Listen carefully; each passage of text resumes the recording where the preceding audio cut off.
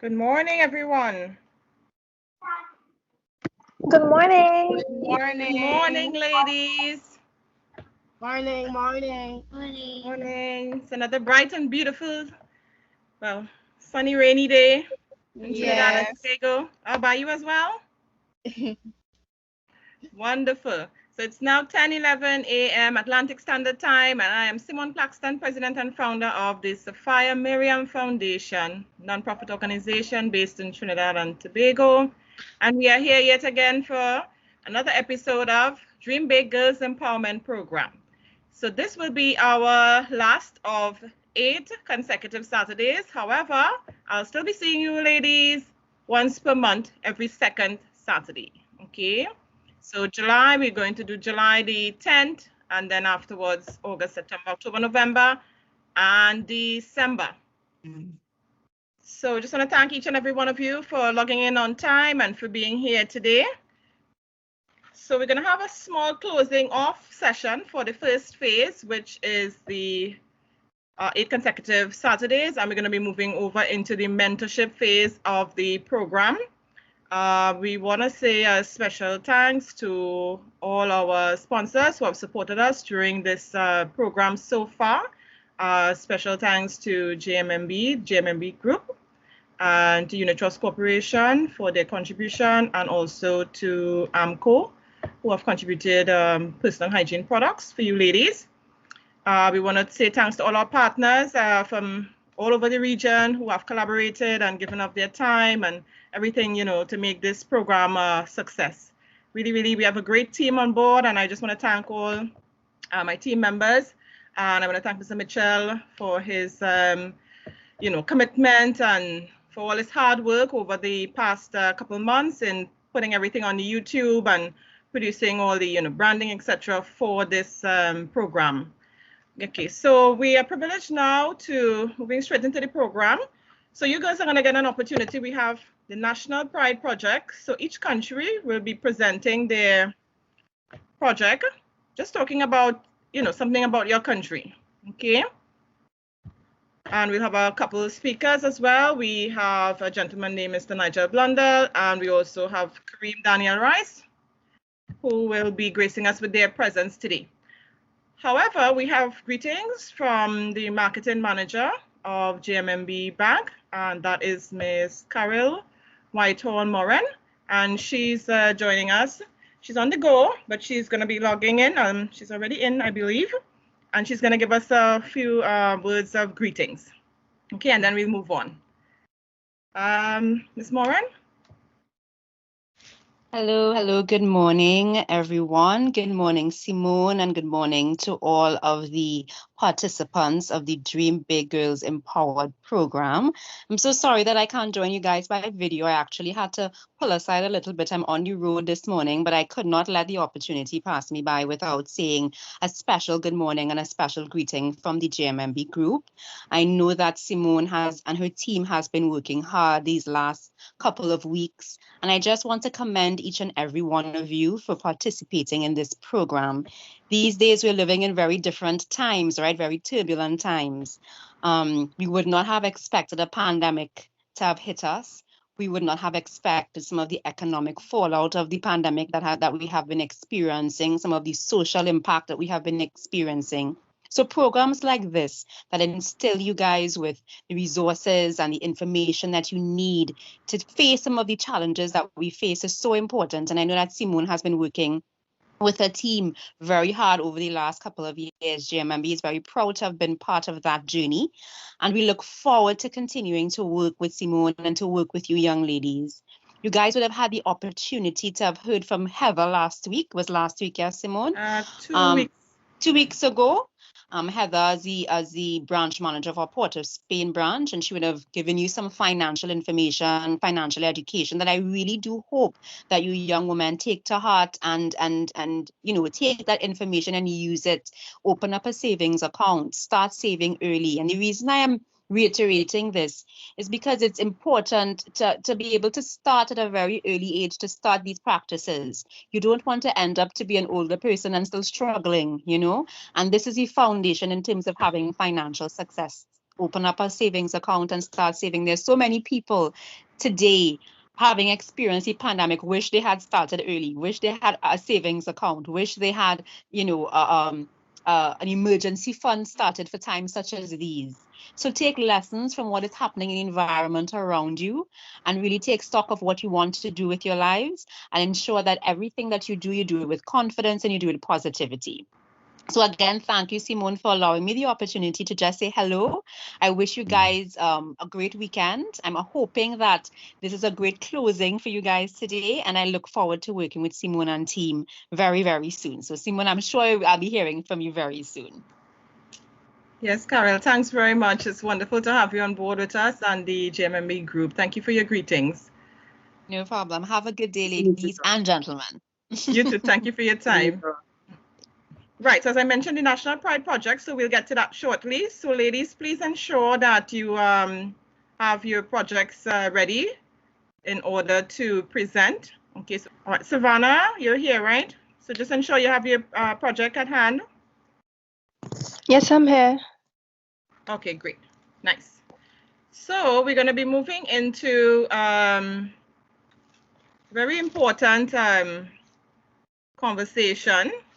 It's going to be a recap of basically a lot of the topics that we've gone through. We have a very special gentleman with us today, Mr. Nigel Blundell, who we can see on the screen. And he's going to be doing a recap of some of the topics, right? So he's going to be talking to us for about the next 20-25 minutes.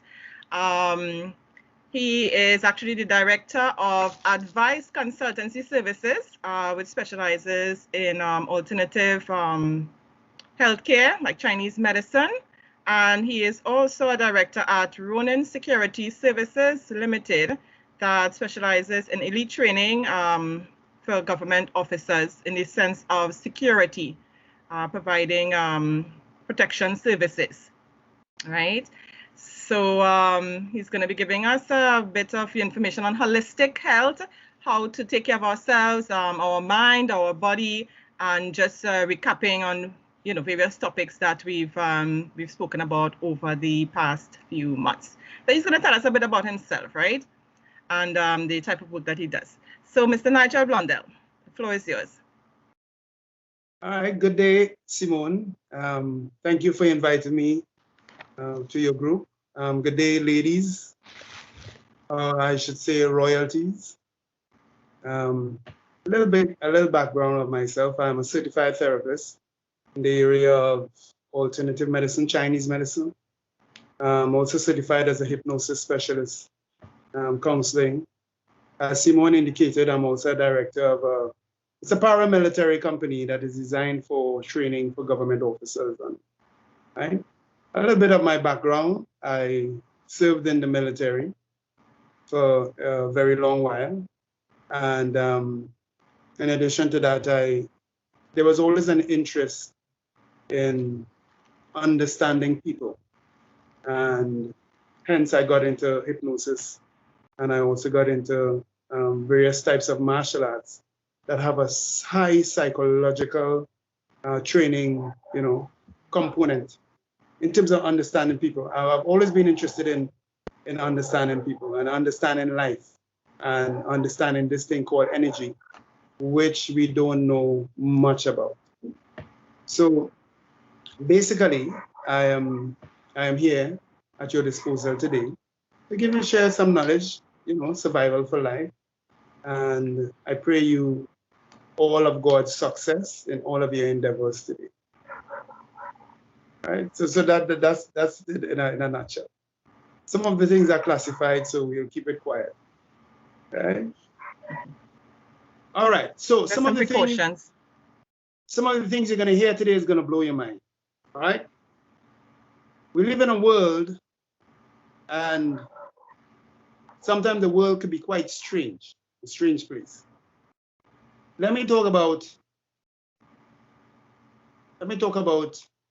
since the name of the group is Dream Big, right? Let me give you a story. There was a guy who climbed a mountain. He was a rock climber.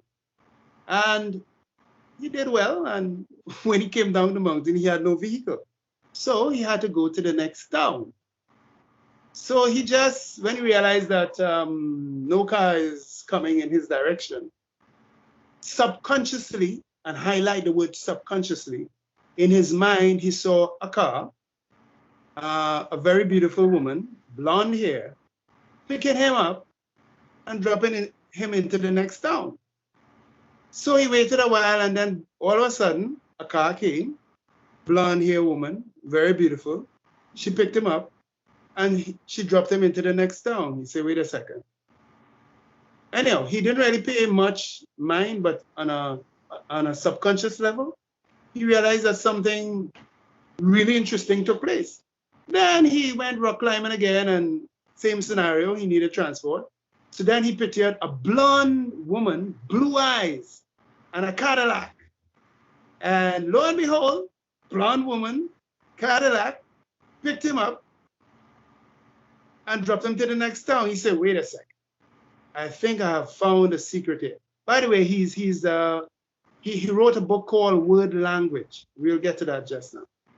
And then guess what? He went rock climbing again. Same scenario. This time he pictured in his mind, he pictured and highlighted the word pictured in his mind, a different woman. So the woman came, the car came, she picked him up. Strange woman this time.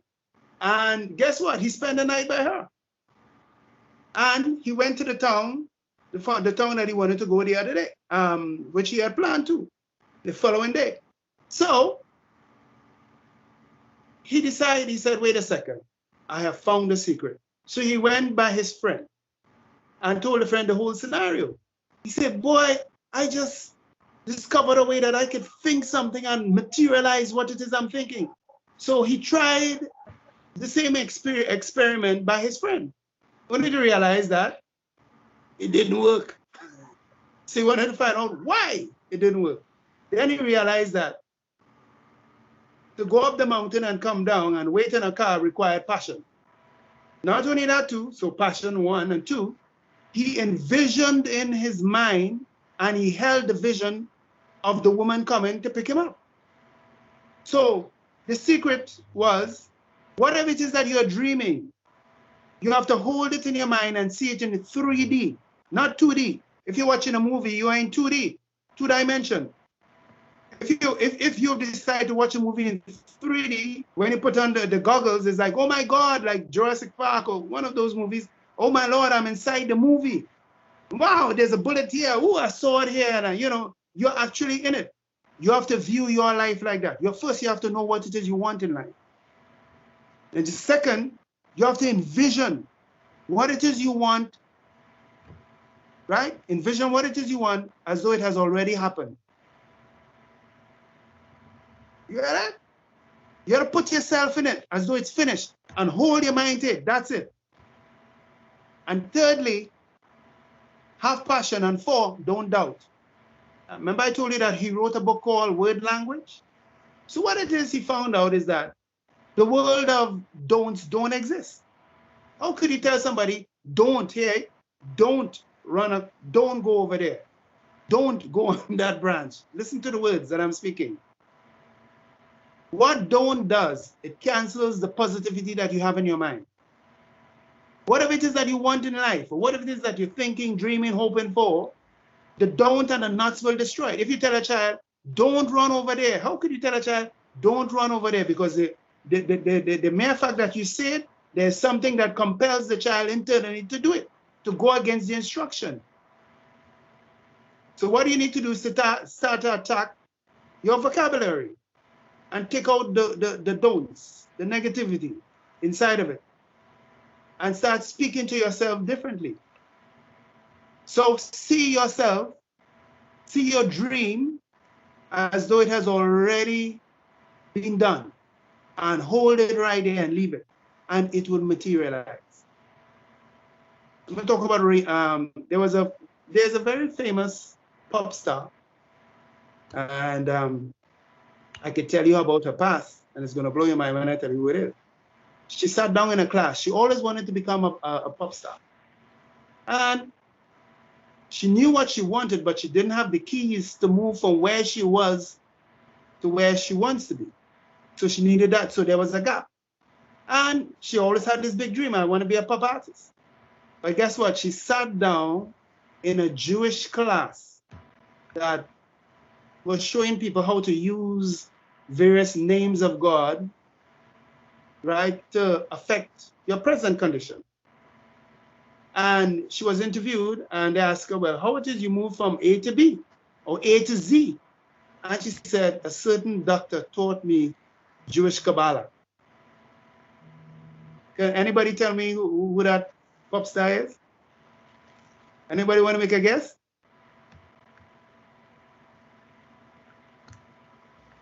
What did you say? I didn't understand you. Can anybody tell me the name of the pop star that I'm speaking about?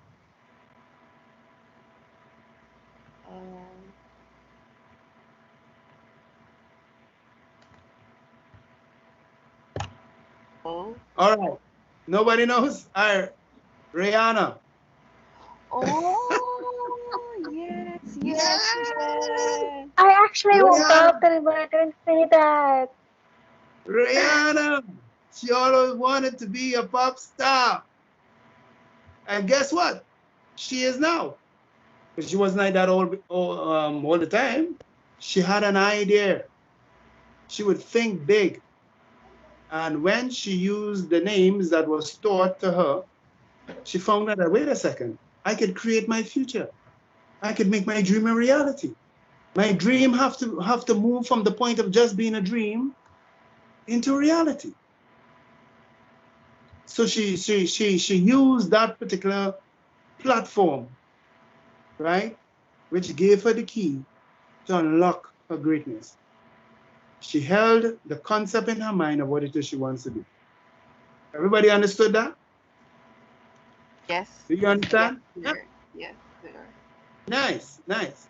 So dreaming big and thinking big is one. That is great. It's fantastic.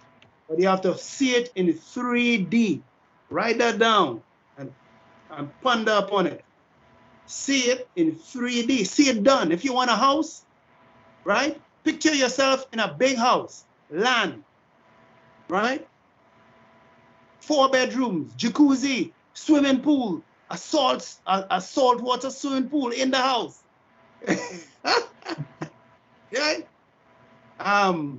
Driving what? Range Rover, Audi, Benz, you name it. See it. See it and see you inside the vehicle. See yourself inside the house. See yourself in the yard. And then hold it in your mind and leave it right there. Right? And do not entertain doubt. Whenever doubt wants to come in your mind, no, shut up. Tell the ego to shut up, because you're going to hear voices in your head talking to you. Right? Hold it in 3D. Try it and get in contact with Simon and let me know. Yes, Right. Nigel. Thanks very much for those wonderful, wonderful words. We did gender-based violence, and we noticed that, keeping safe is so important. So if you just give the girls just probably two tips on how they could protect themselves and keep safe. All right. So let's deal with gender-based violence and abuse and criminal activity. There is something inside of all of us that tells us if something is wrong. In my dealing with individuals from all over the world, they will tell you that the boy is a nice boy and the girl is a nice girl.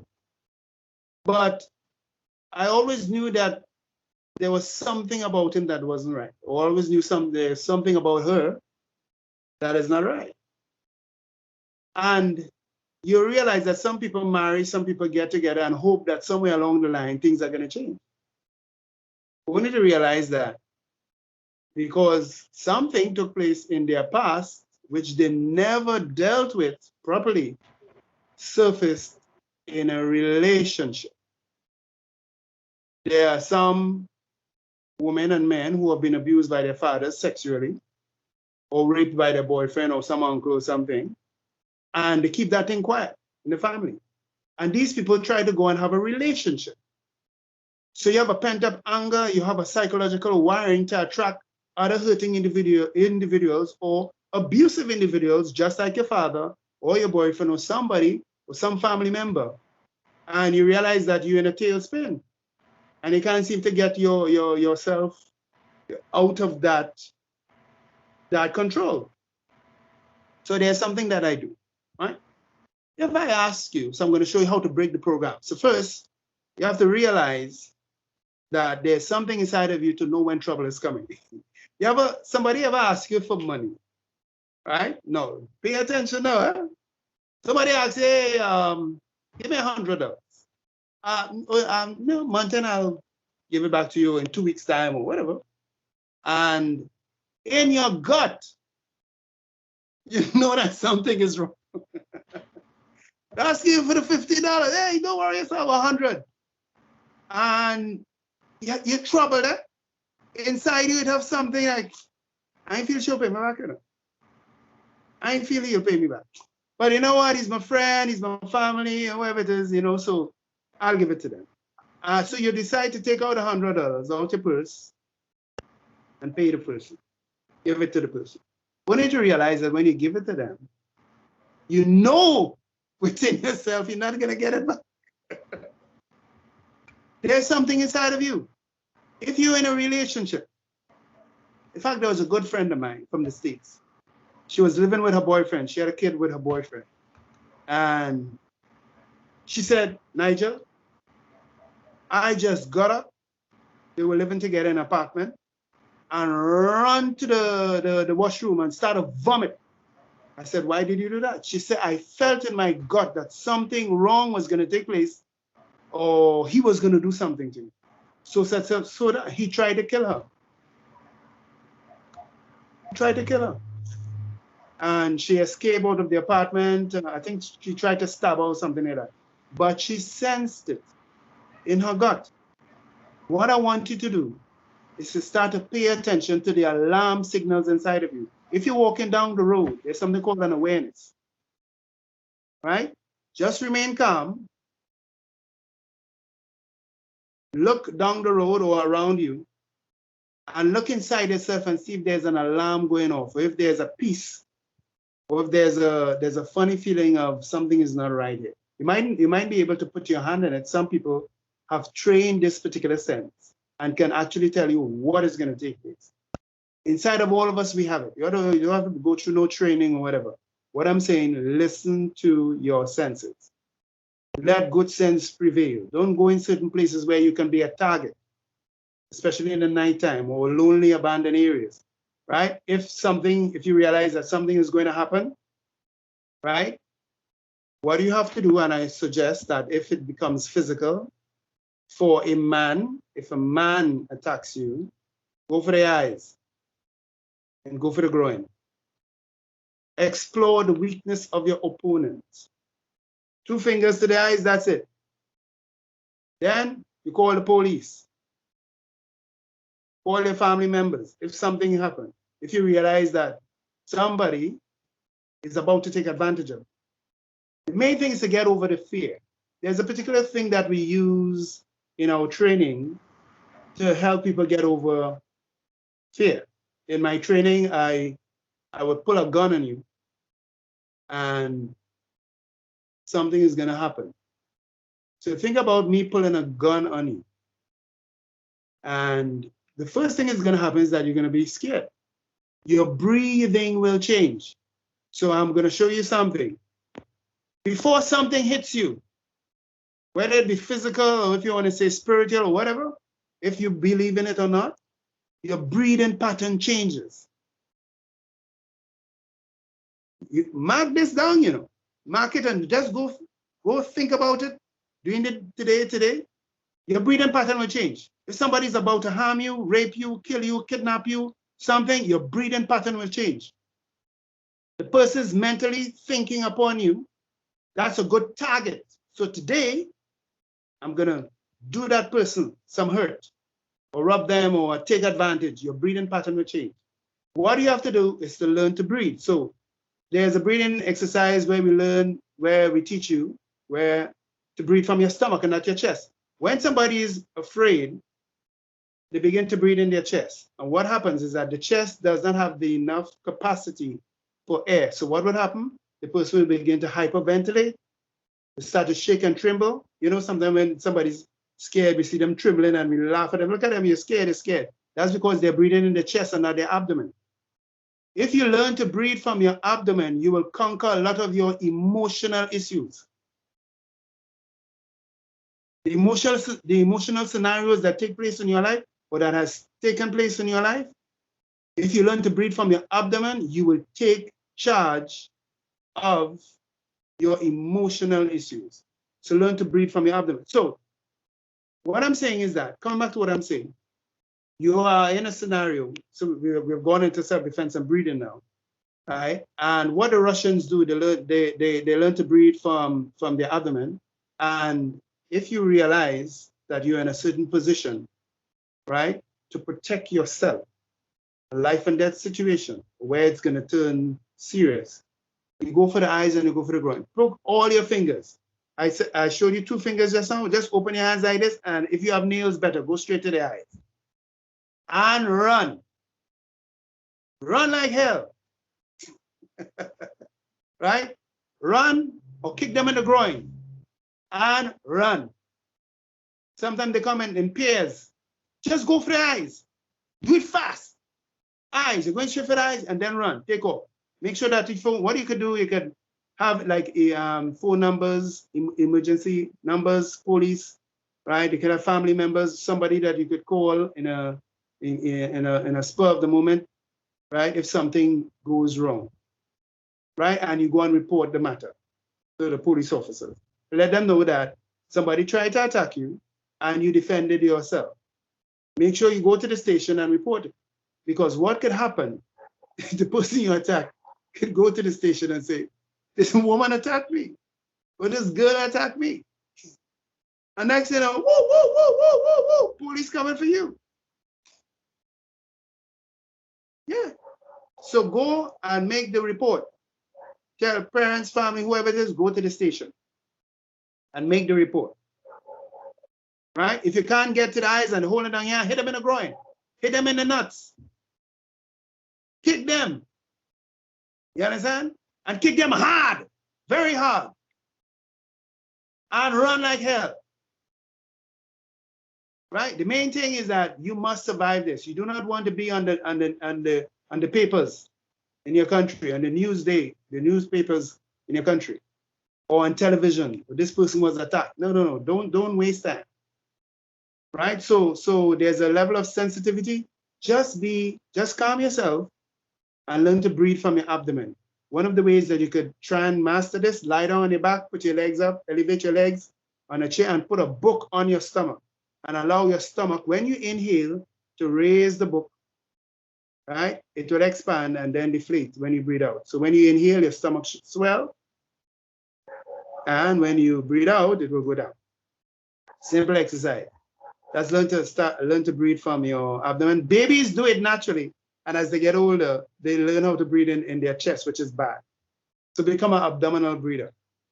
So we're going to keep it very simple. Right? Any questions so far, based upon what it is you all have heard? No. Everything is good. Everything is good. Good. Yeah, I understand. You understand? Nice. Anybody else? Let me get some feedback. We have Commissioner Cole on the line here with us. She's been present every week supporting. Go ahead, Commissioner Cole.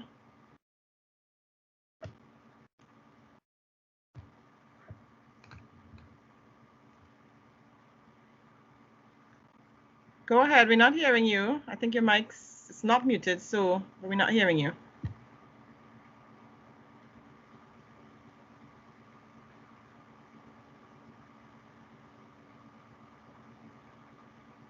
Still not hearing.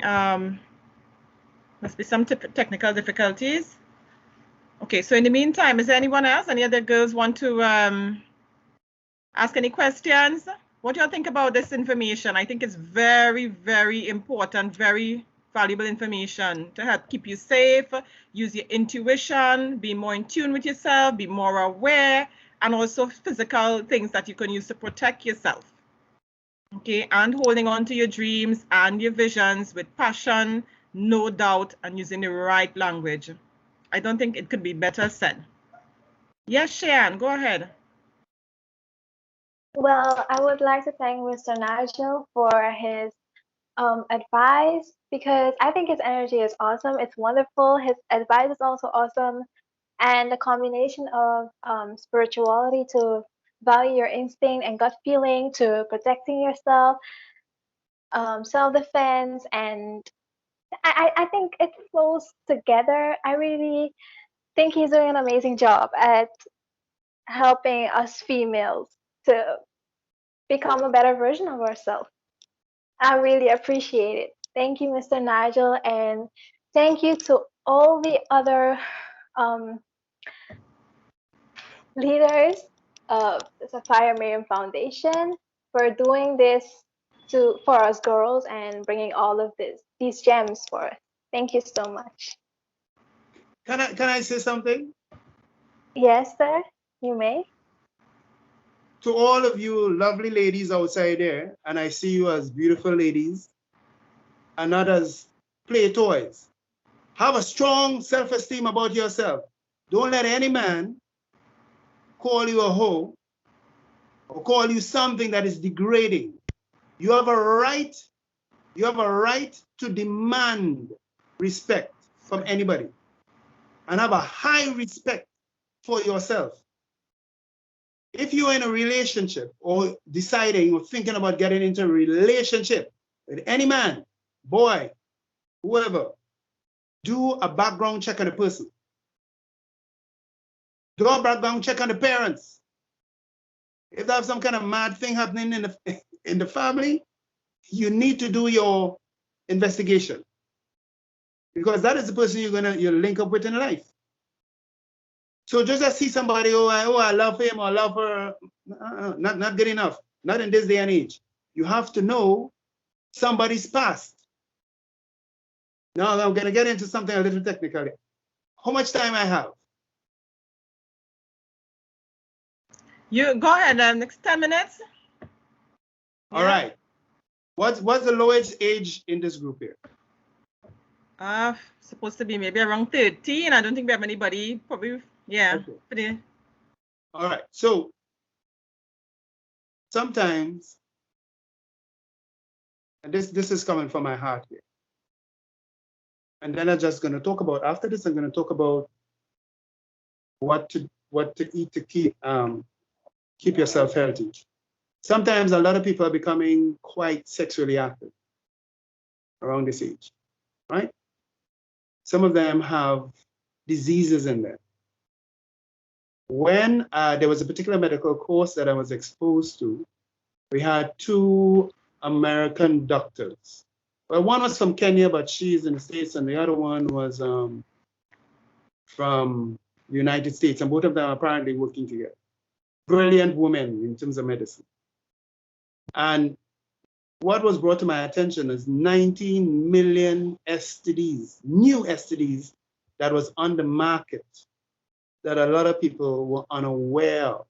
Well, that blew my mind because I was certainly unaware that these things were existent in our world.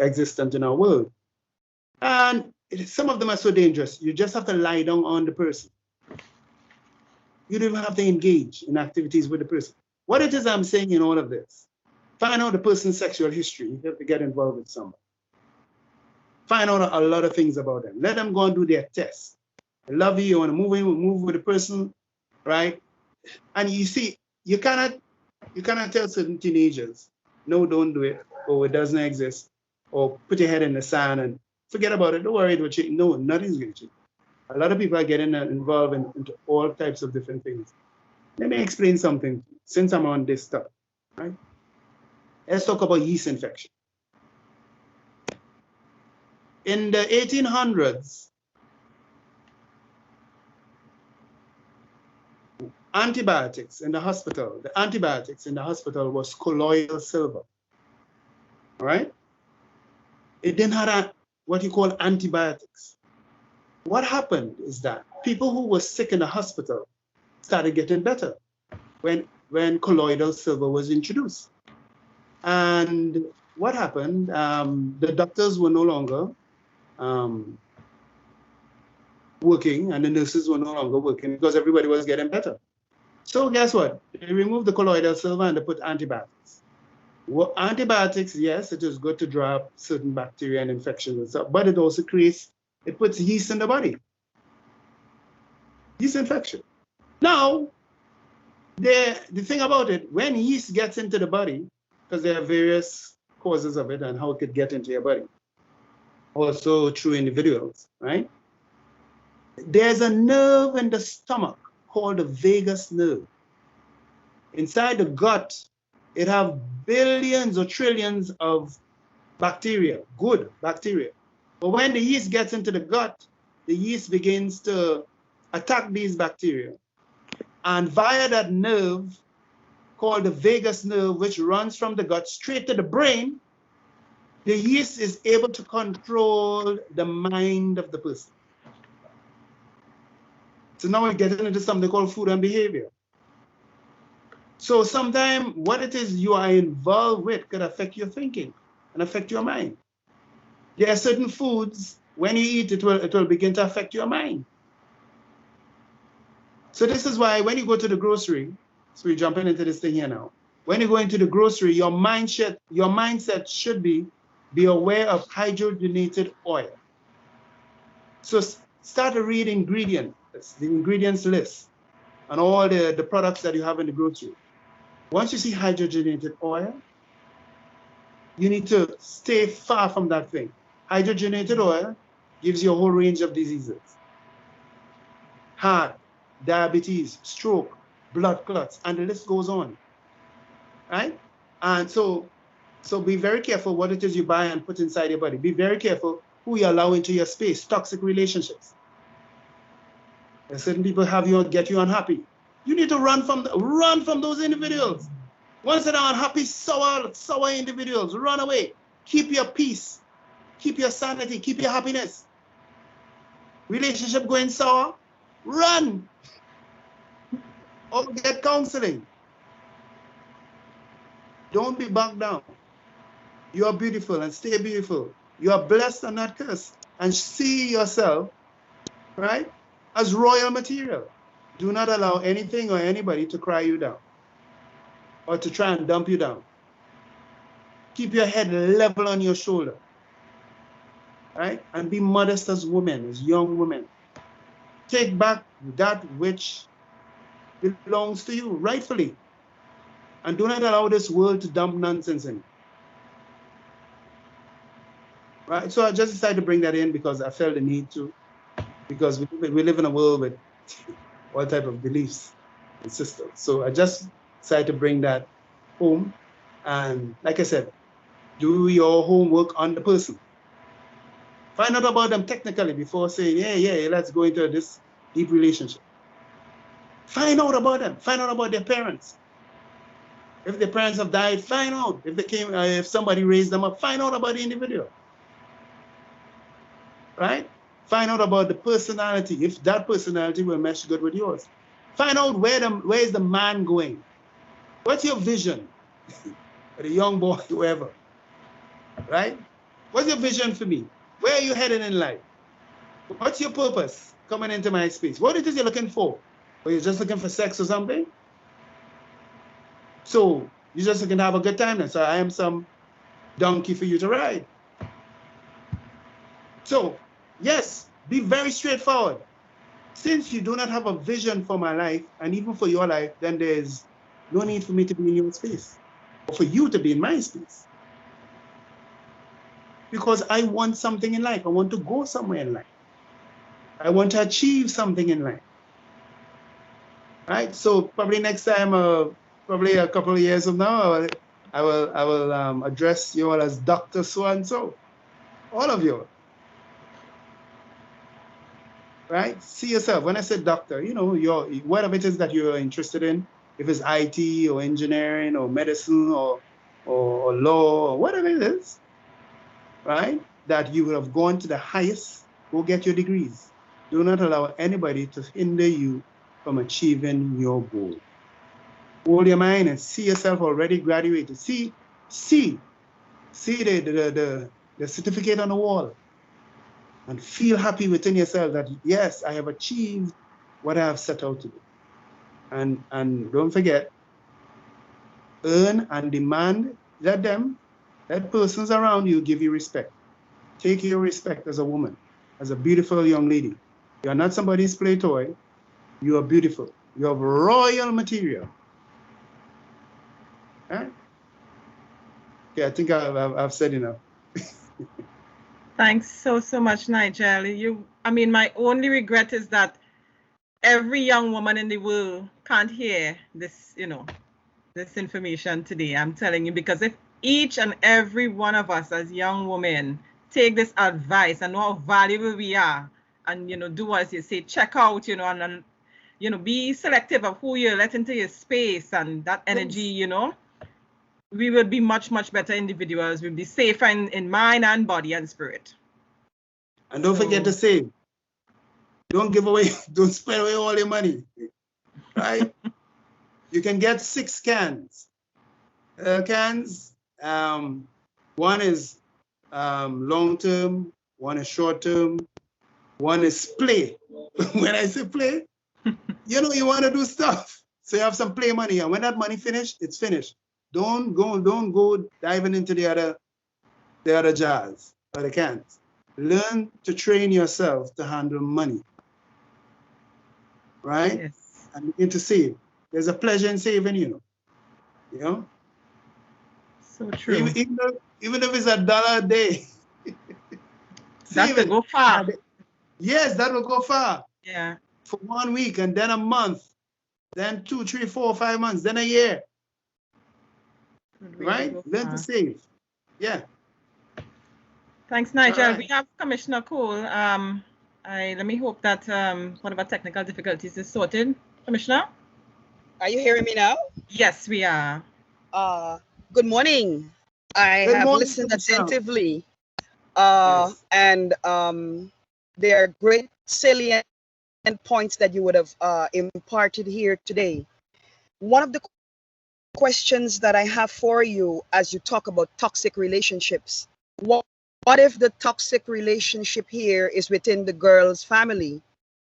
These young girls within their family circle, because in my clinical practice of social work, I would have encountered most of the challenges that children face are within their home.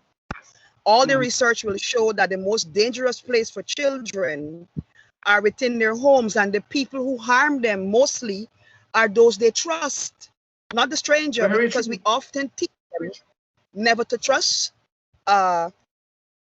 strangers. And my second point have to do with the most recent law enacted in Trinidad.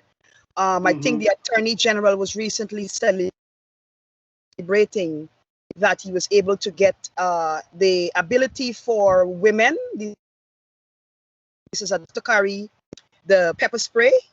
And could you talk about how to use it? Because if you don't know to use the pepper spray properly, you can actually harm yourself if you're trying to defend yourself against an attacker. Because with how the violence have really ramped up against women, I would have wished if there was a taser law for women to really use the taser instead of the spray, because the taser within seconds can really immobilize an attacker temporarily to give you enough time to escape. I thank you. Commissioner, those points are excellent, and you are truthful in what it is you're saying. I have to agree with you. This time I'm going to be very open now, all right? I live in Trinidad, I'm a Trinidad. Really, the pepper spray? Really? No. The reason why, if you were never in a hand-to-hand combat scenario, if you know, that sort of stuff, if you never had that type of training, when the situation arises, you're not gonna pull no pepper spray to defend yourself. Not only that, too, the pepper spray sometimes way down in the bag. to get it, if something happens immediately, right, you have some problems. So let me give you a secret. We have anybody from St. Lucia here? Yes. Yes, we All do. right. Okay. Do you know me? Your face is familiar, but All right. So I came in your country. All right. We have So, Eutalia. She's one of our partners here in St. Lucia. all Eutalia? right. So I have to be, but now I have to be very careful what I'm saying. Go I ahead. was asked. I was asked to. Why should I? All right. All right. I was asked to. Okay. So there were some men that were attacking women in St. Lucia, right? And there was a scenario that broke my heart. 80-year-old woman was raped. And so I was called in very quietly to train a whole set of women for 1 week in St. Lucia. The individuals that were there were people from the legal system and St. Lucia's professional women, also attorneys and those from the judiciary. And I taught them how to defend themselves with 1 week of training. That can work in a scenario when if somebody wants to do you something, very bad, right? There are a lot of people are unaware of this. There are certain pressure points on the body. So I happen to train some judges, right? Won't say much about it. And I showed them if you touch someone in three parts of the body, you'll paralyze the entire body of the person. Or you'll just put them to sleep just by hitting 3 areas. But it must be in a certain format, right? But after a while, and once you know where it is, you just hit it and that's it. And there are certain areas you just hit once and that's it. What I'm saying is women need to learn, and I'm willing to make myself available how to protect themselves. Right? Yes, the pepper spray, okay. Yeah, all of that is good if you know how to use it. Okay, so if you don't have any training, I would suggest that you have it very easily accessible. Some of them look like a lipstick or something like a key holder or something like that. Some of them look like that.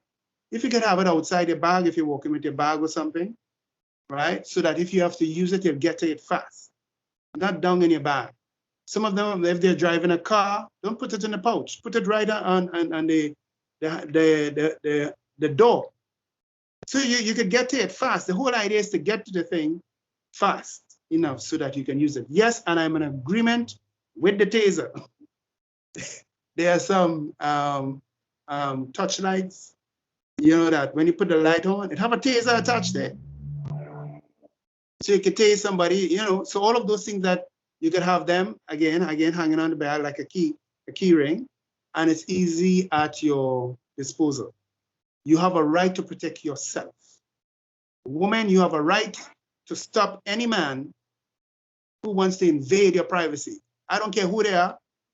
You have a right to stop them. And I will show you, I'll give you the secrets. I'll give you the martial arts secrets.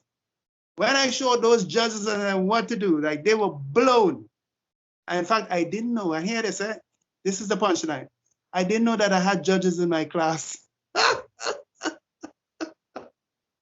So I said, oh my God, I'm dead. I'm finished. Because these judges are gonna fry me. But no, they really enjoyed it. And they said, yes, this is really good for women. So I am making myself, so let it be official today.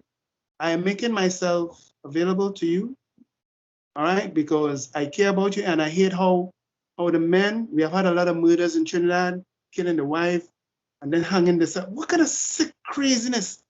Listen, I was raised up, listen, let me tell you something. I was raised up in a family to respect women. Listen, if you women don't respect yourself, right?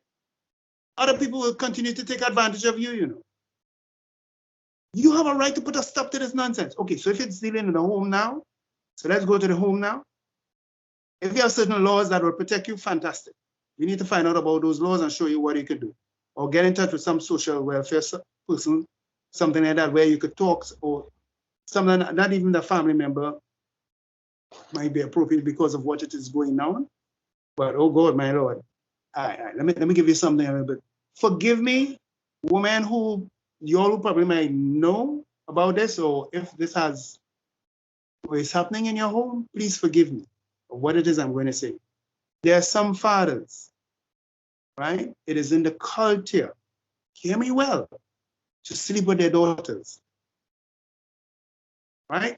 They push this thing under the carpet for years. They keep it quiet. They think it is their right to sleep with their daughters. And some of them even get their daughters pregnant. And it doesn't make news. Everything is quiet, quiet, quiet. You have a right to stop this thing. Expose it. Let it out. Right? Get in touch. You have a counselor here. Fantastic. Thank God for you. Thank God for people like you. You need to talk about it. Some women are being groomed into sexual activity in the home. And some mothers do not speak about it. Or they tell a child, oh, you're talking nonsense. You have a right to demand respect. Repeat after me. I have the right. Come on, all of you. I have the right. Come on, woman. I have the right to demand respect. To demand respect from another man. From another man. Daddy, uncle, brother. I had a next 6 scenario that came to my desk. This guy going after his mother, sleeping with his mother in the nighttime. Come on. What the hell is going on with our men? Sorry for using those words, but come on, demand respect. Stop it. It's time to stop this thing. It's time to turn a whole new page in this thing and say, listen, this thing stops here. Right? I'm going to get my information, how to go about it, get in touch with the counselor here. We will check the laws of your country and so forth and see how best we can help you. Demand respect. Take it. Take it. If they and there's a particular counseling strategy that actually it's a great hypnosis tool actually to help you get back your power. If somebody is taken something from you, piece of your soul, we call it soul stealing. So something happened to you at an early age, a young age, and probably still happening now. We show you how to get back that piece of the soul that person has, so that you can be whole psychologically, emotionally, mentally, and start a healthy relationship. Because one of these days you're going to have children. One of these days you want to have a family. And you don't want to have all this sort of craziness hanging over your head. And guess what? Hurting people is attract hurting people. Because if you have been wired here mentally in abuse, you're going to gravitate towards somebody who's going to abuse you. Okay, I think I've said enough. I think we're going to come down. Listen, I'm very passionate. I'm a passionate person. My apologies if I come off a bit strong. But I really care for you ladies, and I hope and I pray all God's best and blessings and success upon you in everything that you put your hands to. And from this man here, right, I salute you, lovely ladies. I want to let you know I respect you. If you came from a home Thank you very much. You're welcome. Yeah. Thank So you I very think much. I'll land here today. Yes, Nadia, thanks so much. I don't think anybody could have said it better. Thank you so much for your wise words. I think Commissioner Cole wants to comment, and then we will move on to, we have Mr. Kareem Daniel Rice after. Thank you for this wonderful, what I would call motivation. And you are a national asset as well as an international asset. That's because I would have heard you doing trainings across the region. And I would like for the girls right within this program in Trinidad, and I'm going to see how we can get you here to Guyana. What funding it takes, because self-defense is critical to actually learn, because it's not getting better. In fact, the pandemic, the COVID-19 pandemic lockdown have showed us that it is getting worse with the level of violence being perpetrated against women and children. And you being right there in Trinidad, I think it's a blessing to the Sophia Miriam Foundation, whereby the girls within the foundation can become part of your program. I don't know if you do a mentorship scheme or a coaching or self-defense classes, but I heard you reach out, and I think this is one of the greatest things to happen within this program in the 8th week. It's like hitting a double whammy here today, because women need practical things in order for them to survive an intended hit upon them. Yes. And I am a survivor, and I survived a man who was trained in the Guyana Defense Force. And we all know that, and no offense to you, but someone trained in the defense forces is a trained killer.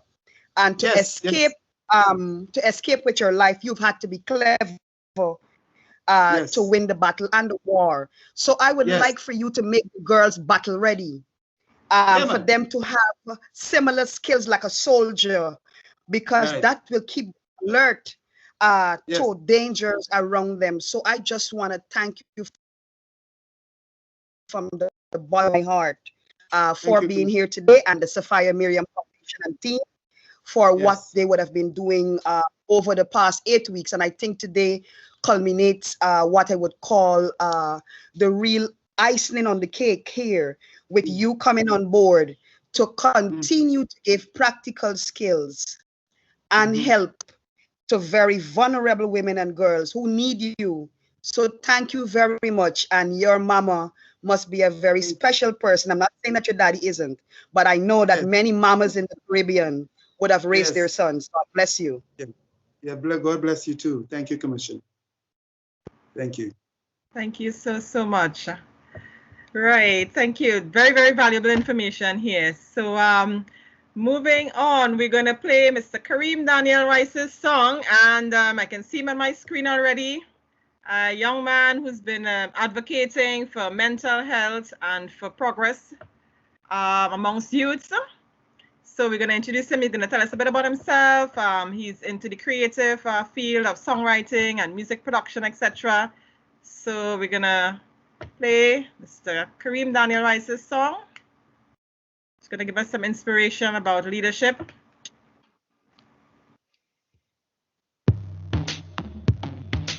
Mastermind record. My purpose is calling me. Must have been a force in me for all to see the law of G. Evidence-based win race all across the seas. Of course, to see they call on D to blood courses. General build capacity like bosses. Just keep focused. Got to aim for my goal, the time's so o'clock. Got to put in your hard work and your effort. Never make them complain you like circus. We real and no bogus. Keep focused. Got to aim for my goal, the time's so o'clock. Got to put in your hard work and your effort. Never make them complain you like circus. The devil we don't trust. Keep focused. Got to aim for my goal, the time's so o'clock. Got to put in your hard work and your effort.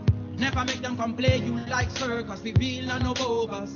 Keep focused. Got to aim for my goal, the time's so o'clock. Got to put in your hard work and your effort. Never make them complain you like circus. The devil we don't trust. One mind never bickering. One mouth, one song, ear to the ground and listening. The times that we're living in, flowing like water serene in a pond that is glistening. Crane ivy to the ground and write this scripture with purpose and passion, feeling like the victor. Kareem Daniel Rice, never forget the mister. Shedding light to the dark place, fire blaze hard, pure, don't think it's a rat race. Everything happens timely, never ever break stride. Leading people blindly, don't mind me, it's likely. Ice cold, slow like snow sublimely. Heat rays melt ice, never be slimy. Heads high to the sky, to the things grimy. Just keep focused. Got to aim for my goal, the time's so o'clock. Got to put in your hard work and your effort. Never make them complain you like circus. We real and no bogus. Keep focused. Got to aim for my goal, the time's now o'clock. Got to put in your hard work and your effort. Never make them come play you like circus. The devil Louis don't trust.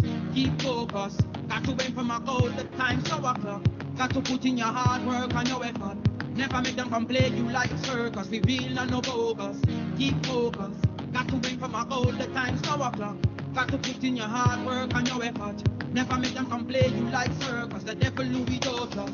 Stand out, be a champion. I desire to be great and not to be a clown.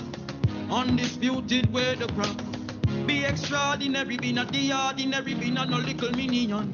Happy be a strong out in a this a Gideon. To me born with a blessed skill and brilliance. And remember you are one in a million. Like the conquering lion, break everything and overcome them every obstacle and so be done. Now Lord, thy name over that till thy kingdom come. Cause as you give us faith and hope and reason throughout the season. Keep focused. No, It's Karim Daniel Rice. Keep your heads high. Find something to live for. The time's now o'clock. And live for. And smile. Play you like circus. For life. Keep focused. No o'clock. Hard work and no effort.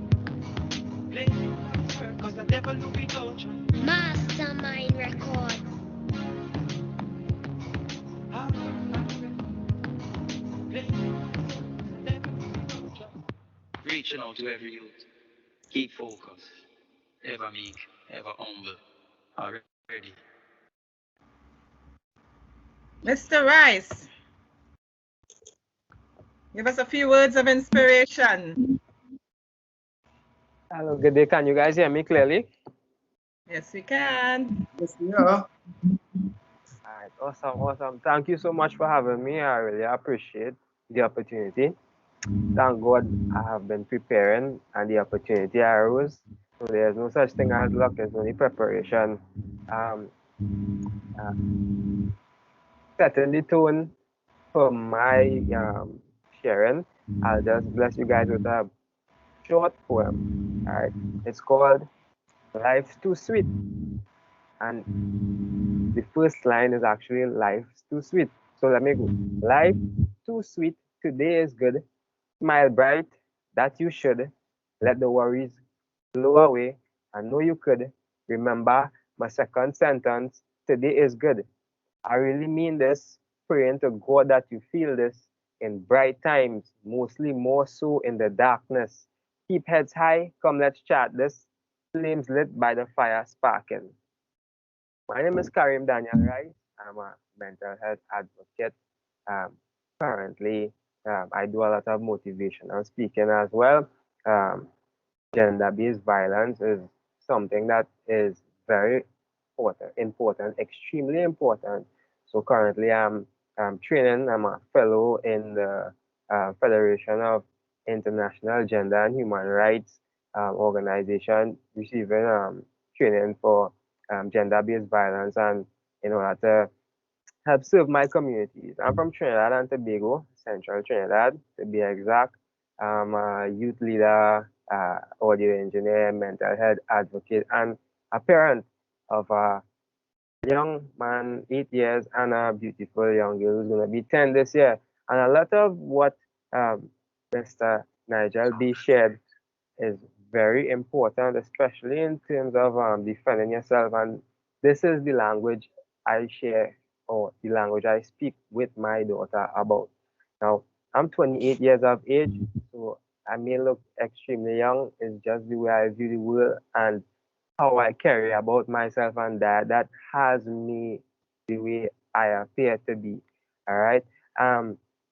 In terms of the Sophia Miriam Foundation, I definitely believe it is of great advantageousness to be in the presence of persons who have actually walked the path that you may have dreamed about walking, to get advice, to receive counsel, to avoid the pitfalls that may lay ahead. Somebody to hold your hand whilst you are along on your journey. And this is a really, really awesome opportunity for all you young ladies to have that counsel from persons who know, they have that lived experience mixed with the academics to make life easier, to take you away from the dark corners of life, similar to the Lion King, when Mufasa said, everything that the light touches is yours. So you guys are so fortunate right now and lucky to be in the presence of persons who have been preparing for life, who can share that information and that insight of preparation that has already been done. So there's no need to recreate the wheel in order to achieve what you desire to achieve. All it needs is writing and putting it down into a plan and structure it and take the advice from the persons around you. Like, I'm speaking from the heart right now, and it's like, how could I have followed such a great presentation by Mr. Nigel B here? And so many things have been coming to mind, and one of the things in particular would be how important it is to look into the history of persons that you may interact with. It doesn't necessarily mean intimate partners or boyfriend. It doesn't necessarily mean that. Some friends of the same sex can lead you astray as well. And that same awareness system is definitely needed to be able to discern who your true friends are.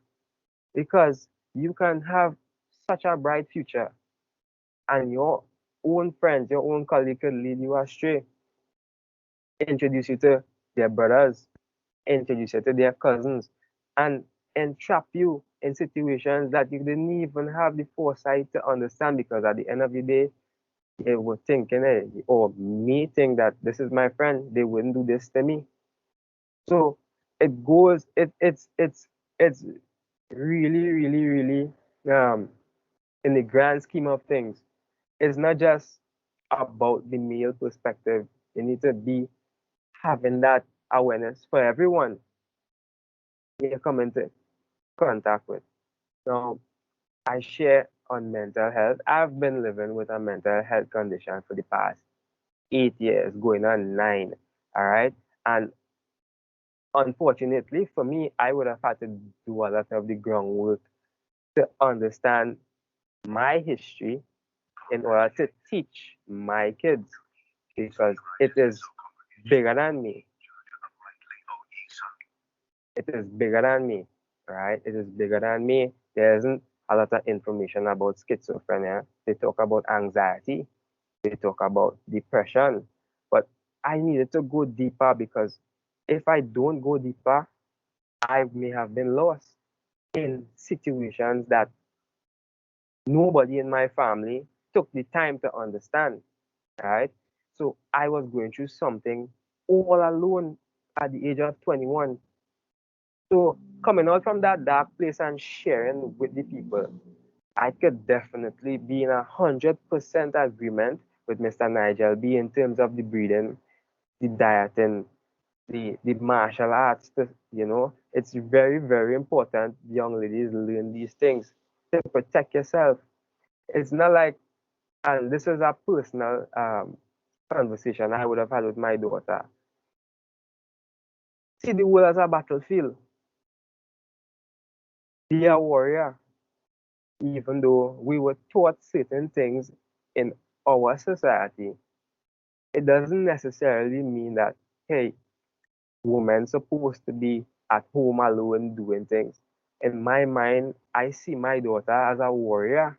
And if somebody attacks my daughter, she, by all means, has all rights to defend herself, because it is something that I view as an important life skill.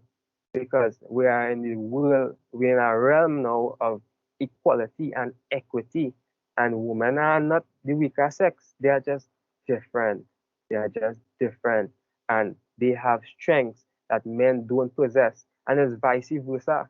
And these are things that I would have learned being a father at a young age of 19 without having these types of opportunities that you guys have right here before you to learn from elders. So you wouldn't make somebody mistake that persons like myself may have made, or many other statistics in society who may not be in a position now to share with you guys, and because of the opportunities that I may have capitalized on to dig myself out of a hole.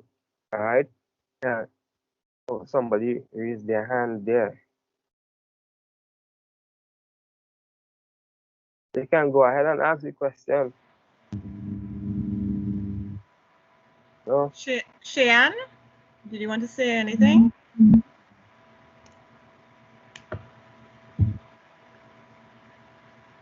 Okay, go ahead, Kareem. Yeah. So it's very important that this opportunity right before you guys learn to capitalize on it. Capitalize on it. You never know what could happen positively. There's something called Murphy's Law, where anything negative could happen.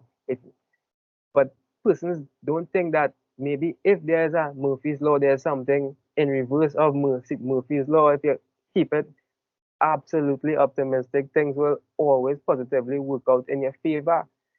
See the world, or see yourself as this potter, and the world or your life as the clay on this spindle spinning. And in order to keep fashioning your life, as it is said in scripture, we are as the dirt, right? So we are the dirt. Sometimes I speak in parables and metaphorically. So we are like dirt, right? And a potter who is making a vase, an amazing vase, he can't fashion that vase if it's not moist or hydrated. So keep hydrated and keep socializing with positive persons like the Sapphire Miriam Foundation and everyone attached to what is happening here for the greater good in your life. Yeah. So I'm gonna close with this here now. Some of the experiences that I would have had would have been last year. I served as a global ambassador.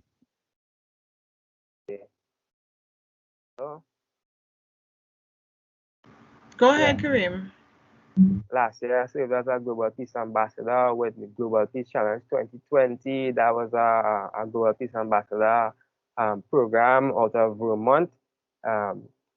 This year, I'm getting involved in the youth spaces in Trinidad, and I share, having had the experience of actually living with a mental health disorder and sharing at the New Life Ministries Drug Rehabilitation Center. So that's how deep my experience goes.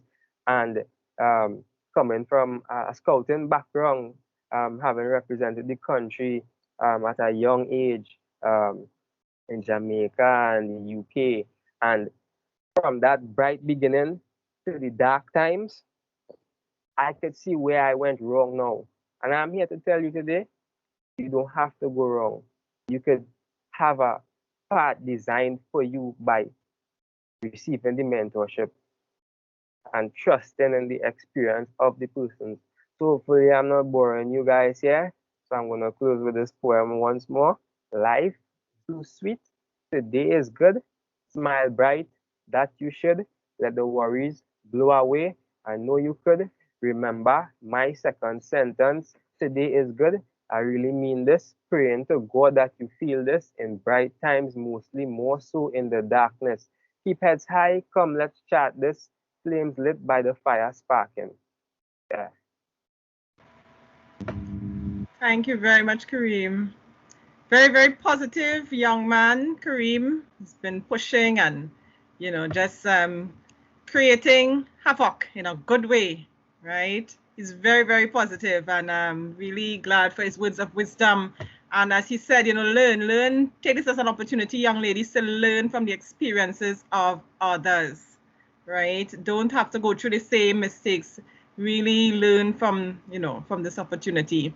And there's a saying, opportunity lost seldom regained. So, make use of the opportunity. Very, very inspirational, Kareem. Very remarkable.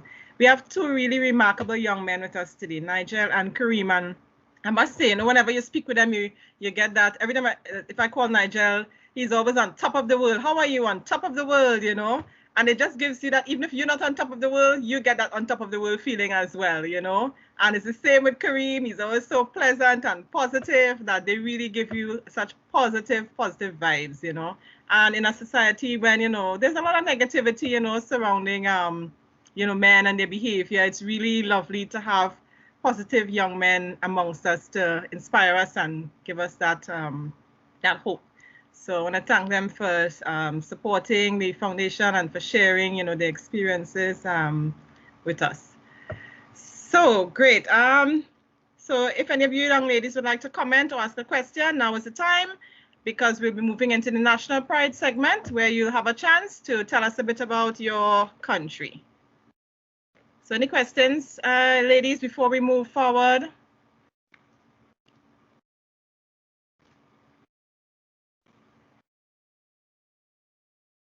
Oh, right. Commissioner Cole, go ahead.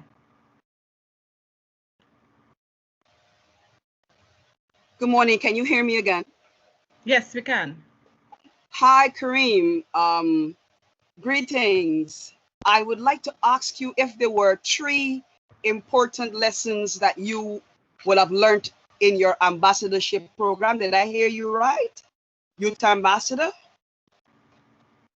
Yeah, Global Peace Ambassador program. I'm listening. Yeah. Yes. If there were 3 skills that you would have learned that you can take forward to actually tell us here, what would they be? Because I know that these programs are at a level whereby it imparts lots of life-changing skills to our youths that really help them.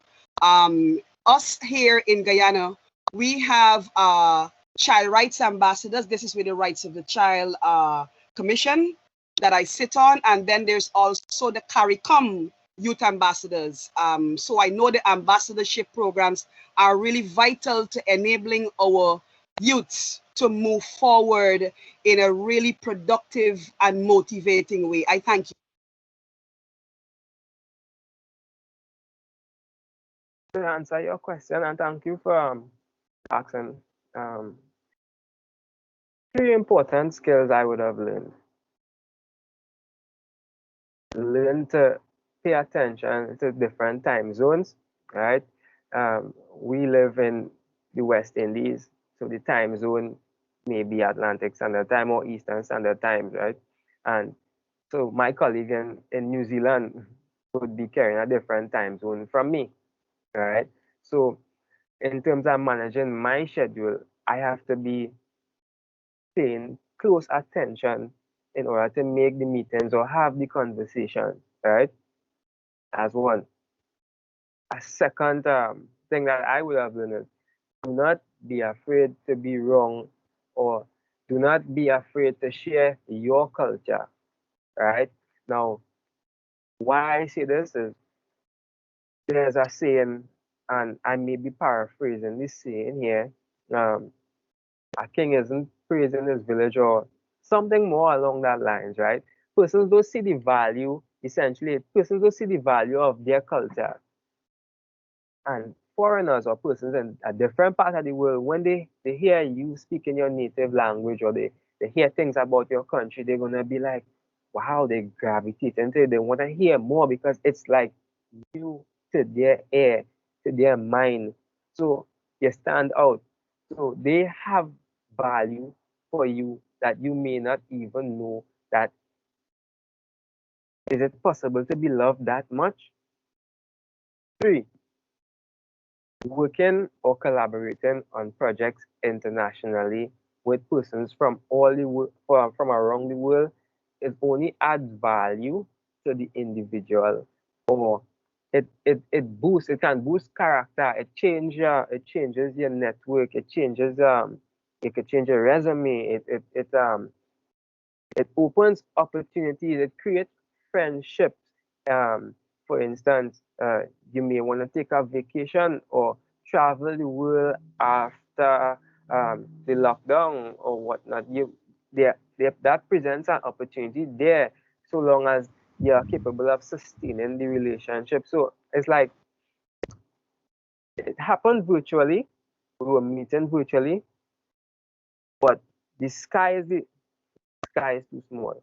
The universe is the limit in terms of potential opportunities to take your culture across overseas. So those are the three things that I learned.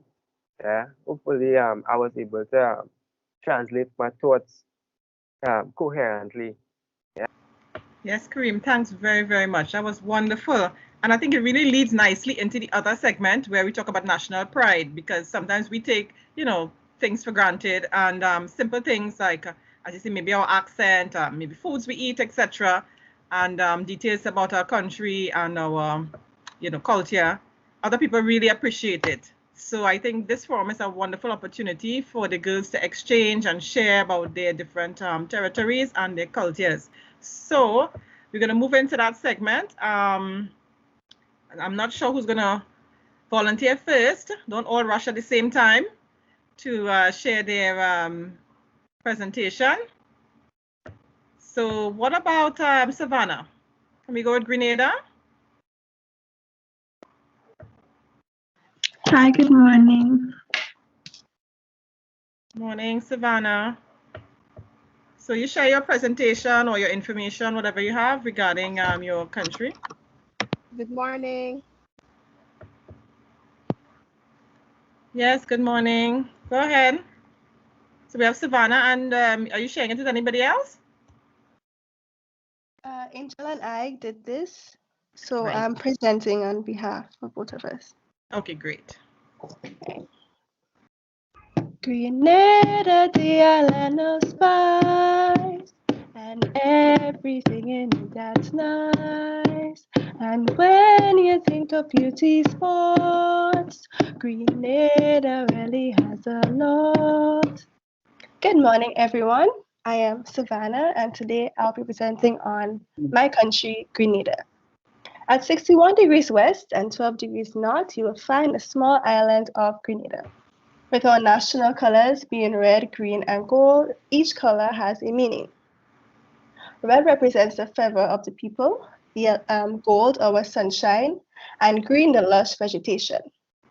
We produce many spices, that's why we are called the Isle of Spice. So what do we eat?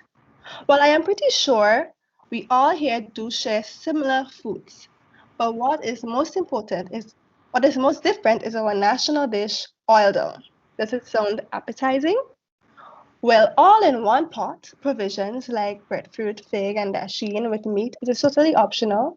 Sometimes sawfish is included, and even vegetables like carrot and cabbage, all cooked with coconut milk and saffron powder. What fascinates me as well is that we produce chocolate, and not some artificial bar you see at the store, real chocolate made from our cocoa beans. Places like the Belmont Estate and Diamond Estate are all producers of chocolate, varying from percentages of bitterness and added flavor like ginger. We also have a national bird called the Grenada dove, or if you want to sound fancy, it's called the Lephotilia welsey. We have something called black gold, which is referred to the nutmeg that is cultivated here in Grenada. It is called so since we are the second country in the world and only country in the Caribbean to produce nutmeg and export it in such a large scale. So I'm gonna put on my video to show you the Grenada flag. This is the flag, and you'll see it in nutmeg right here on the left.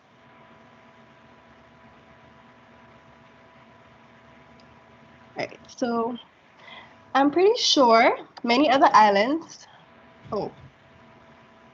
So now Grenada produces rum. Yes, and I'm pretty sure many other islands do the same. But did you know that the River and Twine Rum Distillery has the oldest and only functioning water wheel in the Caribbean? They have been producing rum since 1785. And here's a fun fact. Grenada has an underwater sculpture park containing 65 human sculptures, including a sculpture of the first gold medalist for Grenada, Kirani James. Our most popular beach is the Grand Beach, and it's a #1 tourist spot and is known for its white sand. Have you heard of our annual Carnival Celebration? Well, let me tell you. Our islands light up every August as the carnival season comes around. Although it is scheduled as the second Monday and Tuesday of August, we seem to be celebrating all year round. The Calypso competition, National Queen Show, Panorama, and the Masquerade officially rings in the carnival season. Following these events, we have our well-known Juve morning experience, Parade of the Bands, and Pretty Mass. Melodious steel pan music fills the air as costumes so bright and colorful litter the streets and children walking alongside dancing to the beat. The short knee and the mocha jumbi, which seems a little scary but interesting aspects of our special carnival. We also can be some of the most patriotic people you will ever meet, with some locals wearing our national colors and flags all throughout the year. Though we have our ups and downs, Grenadians all get together on the 7th of February to celebrate our independence. And what a better way to celebrate it than a pot of oil dome made in an authentic coal pot over a wood fire. So now you know a little bit more of Grenada. I hope you can visit sometime. Thank you. Thank you, Savannah and Angel. That was absolutely wonderful, very creative. Love the song before. And that oil down, gosh, get my mouth watering right now. I could do it some in that. Sorry, great job, Savannah. Very, very, very good. Excellent work. I mean, you're just fluent, the way in which you deliver. Your delivery was excellent. And I hope you just continue carrying on. That's a talent that you have. You need to use it. Very, very good presentation. Yes. Thank you very much. Thank you. So who's going to volunteer to go next? Right. Can you all see? We have Katrina, Samantha, Victoria, and Tracy working on this project. Okay, I can see. When you're ready. Good morning, everyone. Our nation was Trinidad and Tobago, and we'll be giving you some information about it. Trinidad and Tobago was discovered in 1498 when the Italian explorer Christopher Columbus landed on our shores. In reality, we were already found and occupied by the indigenous Amerindian tribes of the Arawaks and Caribs. Trinidad remained in the hands of the Spanish before the 15th century until the British captured it in 1797. We then became a British colony in 1802. Tobago, by contrast, was ruled at one time or another by married or European powers, including the Spanish, Dutch, French, and British. Tobago, too, was decreed a British colony in 1814, and the Crown enjoined us administratively in 1889. Trinidad and Tobago achieved independence from England in 1962 and became the Republic of Trinidad and Tobago in 1976.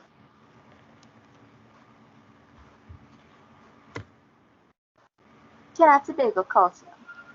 A large number of cultures have influenced the evolution of Trinidad and Tobago culture. The distinct cultures that have a major influence on the culture of Trinidad and Tobago are Indian, African, Portuguese, Amerindian, Spanish, Chinese, and many others. The country's links with the United Kingdom have left a major impact on this culture, and English is widely spoken across the nation. Cuisine. There is a rich culinary diversity in Trinidad and Tobago, and the cuisine is often a blend or fusion of Indian, African, Arabian, European, Creole, Spanish, Chinese, and other influences. Curry chicken, chana, which is chickpeas, aloo choka, a potato preparation, roti, Indian flatbread, and white rice are examples of typical Indian dishes consumed here. Stew chicken, red beans, homemade ginger beer, fried plantains are part of Creole cuisine. Doming is a popular Chinese dish in the country. Dumplings and crabs are also part of a Tobago meal. People of the country are known to be highly generous with food on religious and social festivals and events. Here are some pictures of the foods.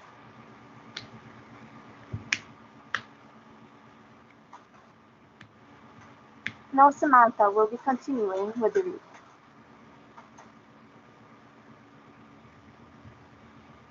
Music. The music of Trinidad and Tobago is best known for its calypso music, soca music, chutney music, and steel pan. Calypso is an integral part of Trinidad and Tobago culture. Calypso is a style of music that originated in the nation. It is an Afro-Caribbean music style that spread from the country to other parts of the Caribbean and Venezuela. Its origin is traced back to the arrival of the African slaves with the French planters in the 18th century. Calypso's internationally noted performances in the 1950s from native artists such as Lord Melody and Mighty Sparrow. Other music styles that evolved in Trinidad and Tobago is the soca, which is a blend of Indian music and rhythms with the calypso. Chutney and chutney soca are also unique music styles in the country, created by a mix of Indian and soca styles. A fusion of calypso and soca in the 1970s that grew out of social unrest in the country is the rapso, which is a combination of Latin American and Caribbean style music that gave birth to parang in Trinidad and Tobago. Famous foods in Trinidad and Tobago. At number 1, we have doubles, alupay and tahina. Number 2, bacon shack. 3, chicken sauce or pig foot sauce. 4, black pudding. And 5, crab and dumplings.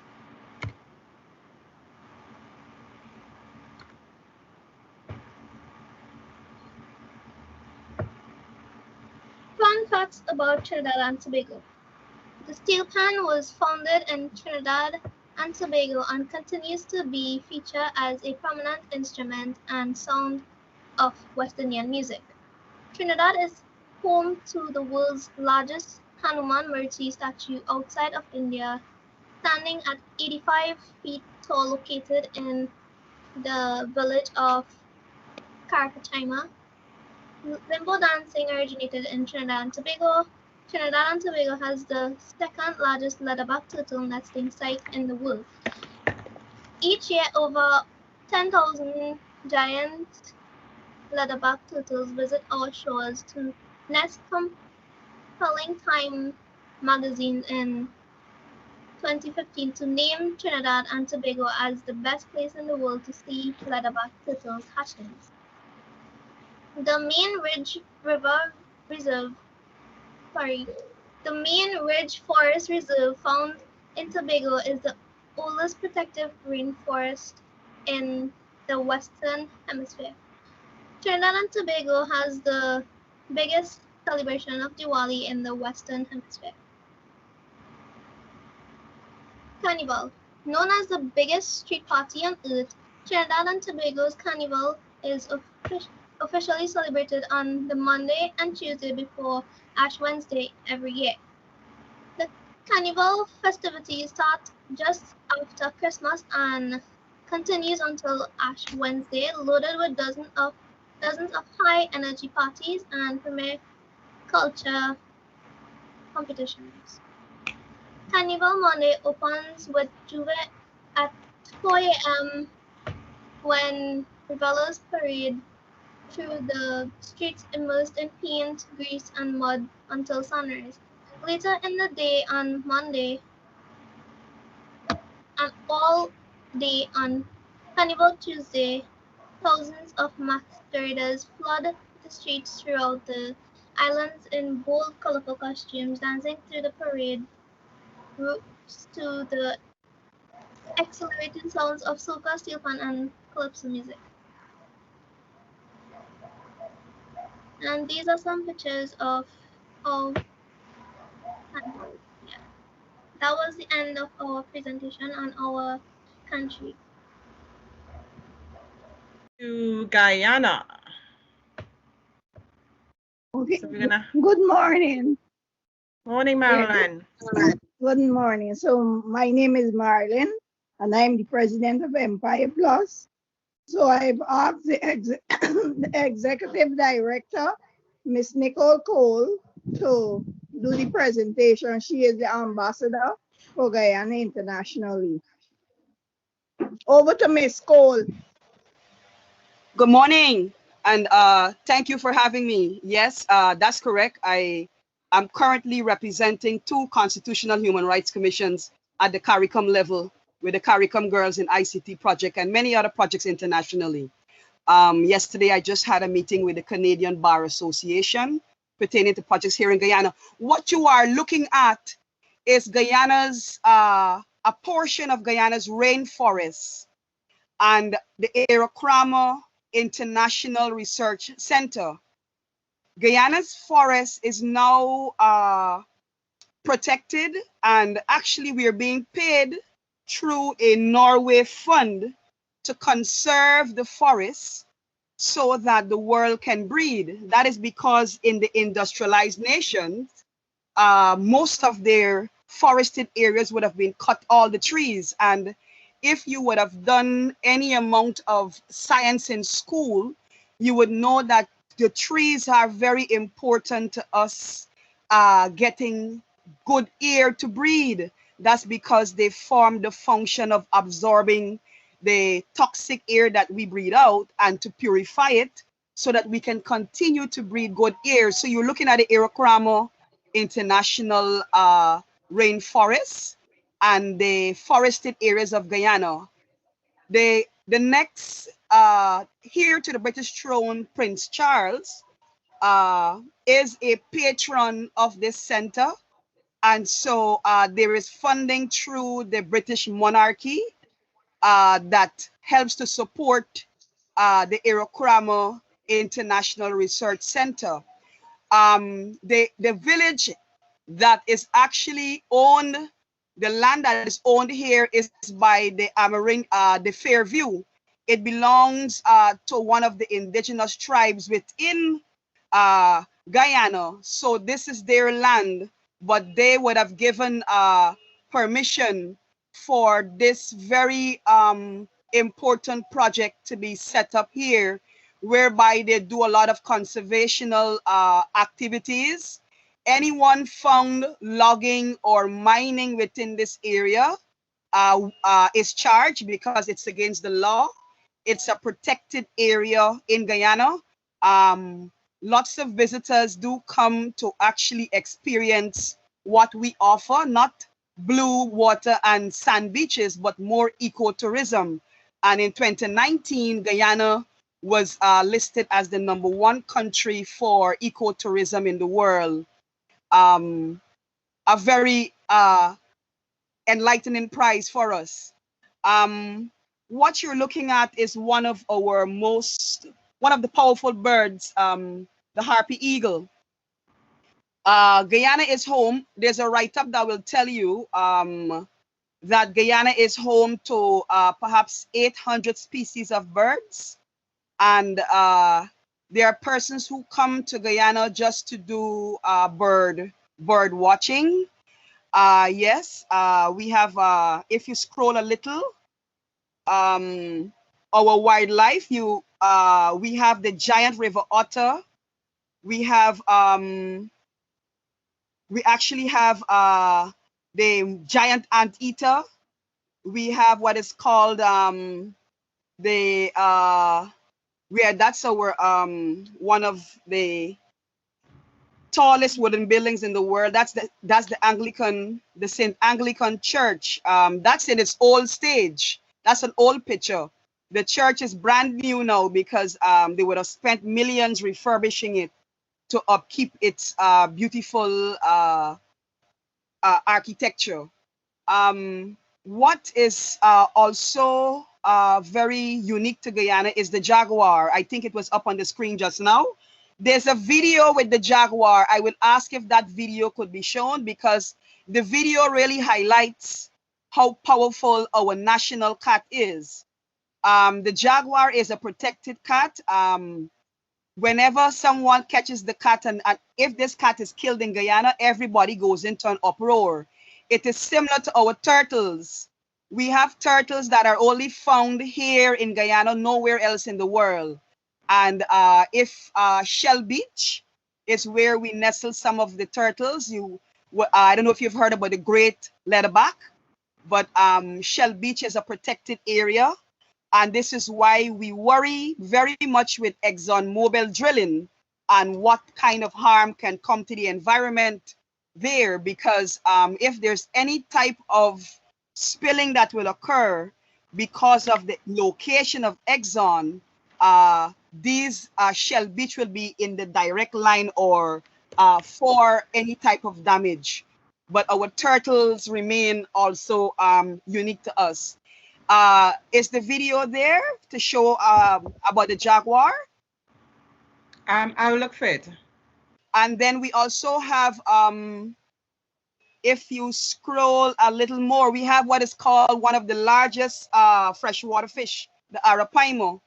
I think there's a picture with the Arapaima in a canoe. There's a village called Riwa. The people of Riwa actually, it's an indigenous tribe. They actually harvest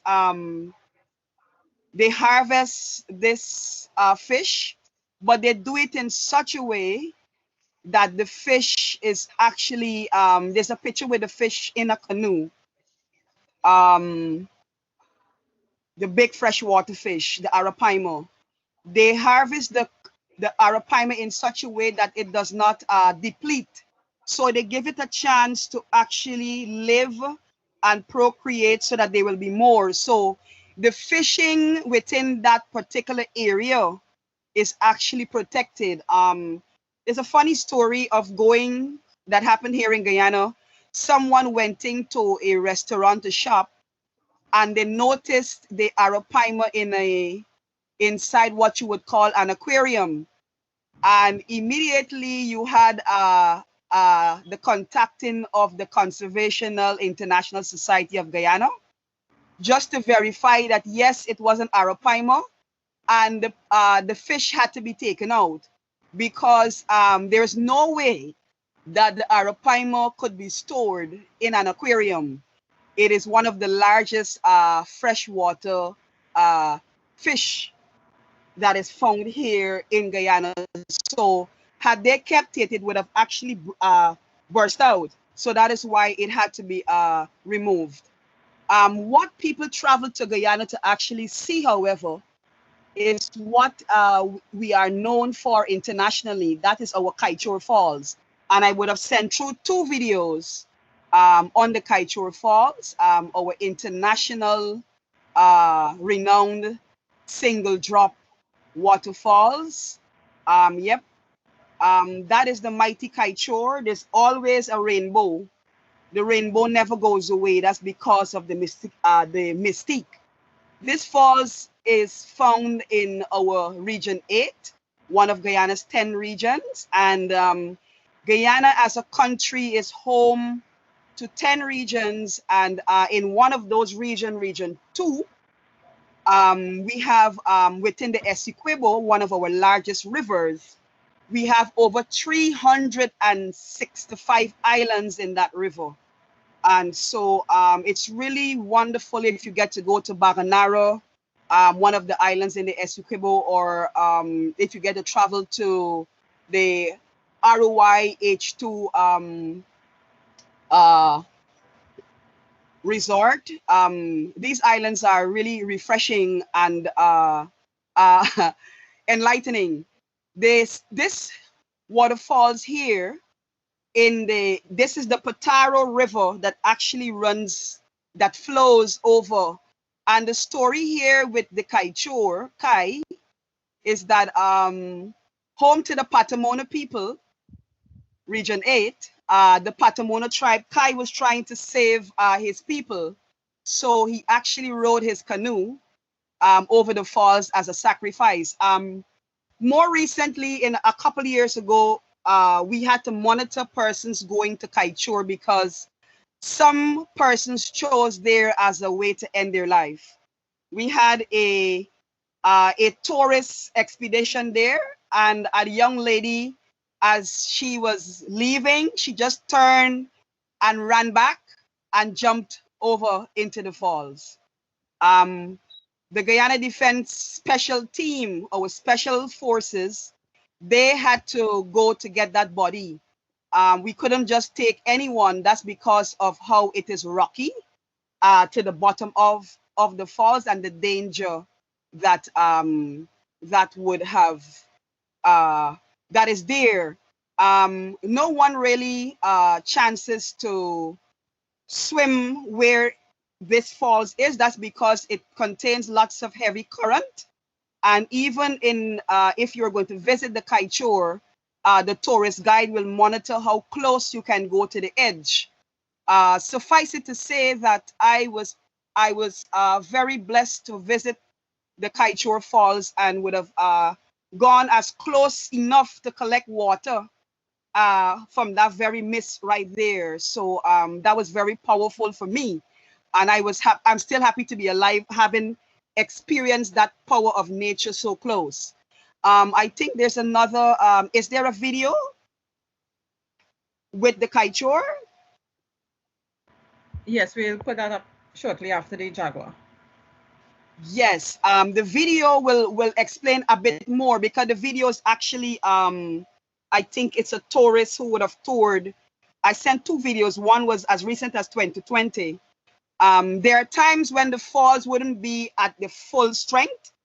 With this picture, it doesn't look as though it's at the full strength. There are times when the water level drops, and there are times when it is very heavy. Right now, it is very powerful because we are within our what you would call the rainy season. But there's a special frog only found there. It's called the golden frog, and I did not look for that frog. Frog that is actually found there. There's also a special bird that is found there, one of our 800 species. It's called the cock of the rock. It's a beautiful, bright orange color bird, only found there. And there are species of butterflies you'll only see within what I would call our virgin forest. And one of the things that I like about the forest is that if you're moving below, you have to keep vigilant and watchful, because we're also home to some snakes, and the snakes can actually what I would call disguise within the trees, whether it's the parrot snake. And so you have to be very watchful and vigilant as you move. But if you're moving and you feel that things are constantly hitting you, it could very well be our monkeys who are actually throwing things at you for you to look up. Yes, and so that's another phenomenon here when you're actually within the forest. And I've had the experience of hearing the howler monkeys at the Arapaima Research Center. As a matter of fact, they wake you up early in the morning, and before you go to sleep, they can also be howling at night.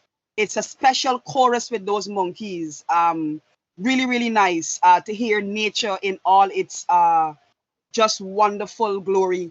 One of the features too in Guyana, we have some hieroglyphs which will show that the Amerindians or the indigenous tribes would have been here for centuries of old, because they would have drawn, like how you have the hieroglyphs in Egypt, they would have drawn their presence here on the rocks. And so, not to take up much more time, if the videos can be shown, I would just like to say I'm happy to be living in the only English-speaking country in South America, which is Guyana. And we are blessed to be home to so many powerful giants and sceneries. The giant river otter is really a phenomenon, and the jaguar, the only swimming cat, one of the most powerful cats that you will find in this part of the world, that can hunt its prey on the water. So you don't think you can get in the river and outswim the jaguar. The jaguar will swim with you. That's one of the powerful, one of our powerful national cats, or our national symbol, that actually is part of our coat of arms. If you see the Guyana coat of arms, you will see the 2 jaguars at the side of the coat of arms.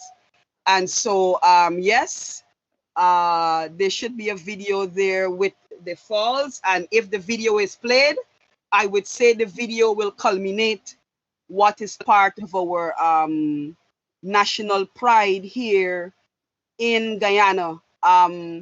We are now an oil producing nation, just like Trinidad and Tobago. And there are many Trinidadian companies here in Guyana right now that is actually set up to be a part and play its role in our oil industry. And they would have come to Guyana to give lots of training, but not only to train, but to also work and to set up company and benefit. This particular fall here, this is a fall, this is Atobaro. This is one of our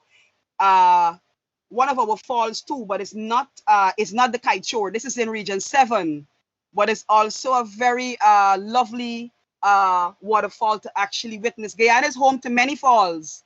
Some of it I just highlighted two, which is the Atobaro. I think that's the one there that's being shown, and then we have the mighty Kaichour. I thank you.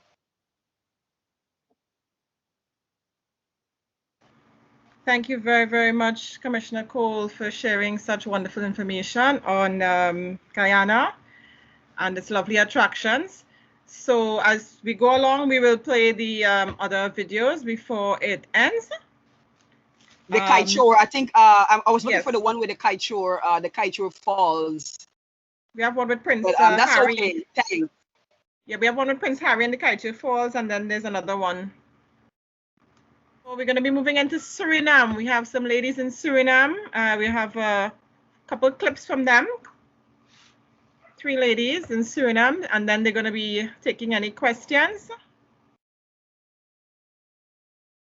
So can the Suriname ladies identify themselves in the meantime while the clips are loading? Yes. Hi, everyone. Hi. My name is Say your name. Sylvia. Yes. My little sister and a friend of mine put together a video for you guys to watch, and if you have questions, you can ask.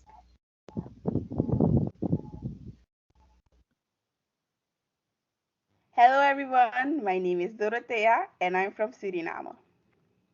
My country is located on the northern coast of South America. We have a pristine tropical rainforest. We speak Dutch and Sranantongo. Sranantongo is an English-based Creole language, but our official language is Dutch. We also have different kinds of populations from all over the world, but we are united and live happily together with one another. The flag of Suriname was legally adopted on 25 November 1975. The color red represents progress, white represents freedom and justice, and green represents fertility of our land. And the yellow stars represent a golden future and that we are united. Hi, I'm O'Hara, also from Suriname. In Suriname, we have a rainforest also known for its flora and fauna. That's why tourists visit Suriname because of its biodiversity. Some of the places that the tourists visit are Bronsberg Nature Park and Berg en Dal. There are also many waterfalls and mountains throughout the country. When you come to Suriname, I recommend you to visit Bronsberg, Blanchemari Falls, and Raleigh Falls. It will be an unforgettable trip. Bye! Hi, my name is Raisa and I'm also from Suriname. As you heard from Dorothea, Suriname is a beautiful country and I love my country. In the past, Suriname was a colony of the Netherlands. But on the 25th of November 1975, we became independent. The first president of Suriname was Johan Ferry, who was also the last governor. Last year, we had our elections, and His Excellency Chandrika Prasad Santokhi became president. As I already said, I love my country, and even though we have so many different population groups, we live in peace with each other. And that's why I always say Suriname is a blessed country. Thank you very much, ladies. You have some creativity showing today, various ways to make your presentation. The ladies are available for any questions. Cheyenne? I would like to note and point out the fact that the star on our flag has 5 points, and those 5 points refer to the 5 main ethnic groups in our country, which is African, Chinese, Indian, Javanese, and Native Indians or Americans. Yes. Thank you very much, Cheyenne, for sharing that with us. Wonderful. So we'll be moving on to Dominica. Who do we have presenting from Dominica?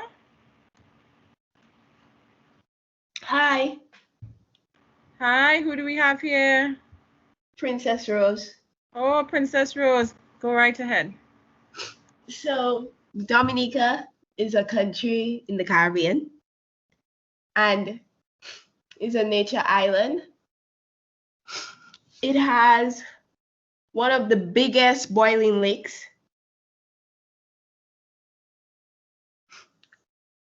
And its longest river is Lai River. And its deepest river is the Indian River, where Pirates of the Caribbean was recorded. We have many reserves, forest reserves. There's the Mort Wapitor Reserve, which is in the middle of the island, mostly in the east. And there's the Cabret National Park, which is in the north, and is one of the sites that shows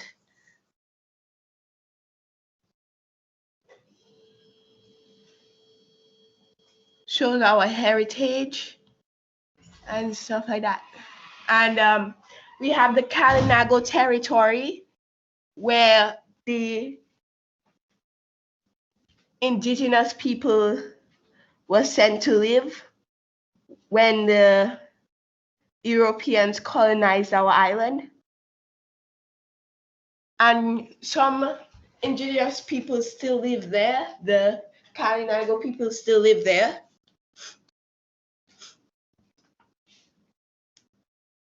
The White River is from its source is from the boiling lake, and it is the second largest lake in the world. The second largest boiling lake in the world. And the boiling lake in Dominica is the second largest boiling lake in the world. And the White River flows from its source into the Atlantic Ocean. And we have the national parrot, which is only found in Dominica. Cicero. The Cicero parrot, which is said to come from the Amazon in South America.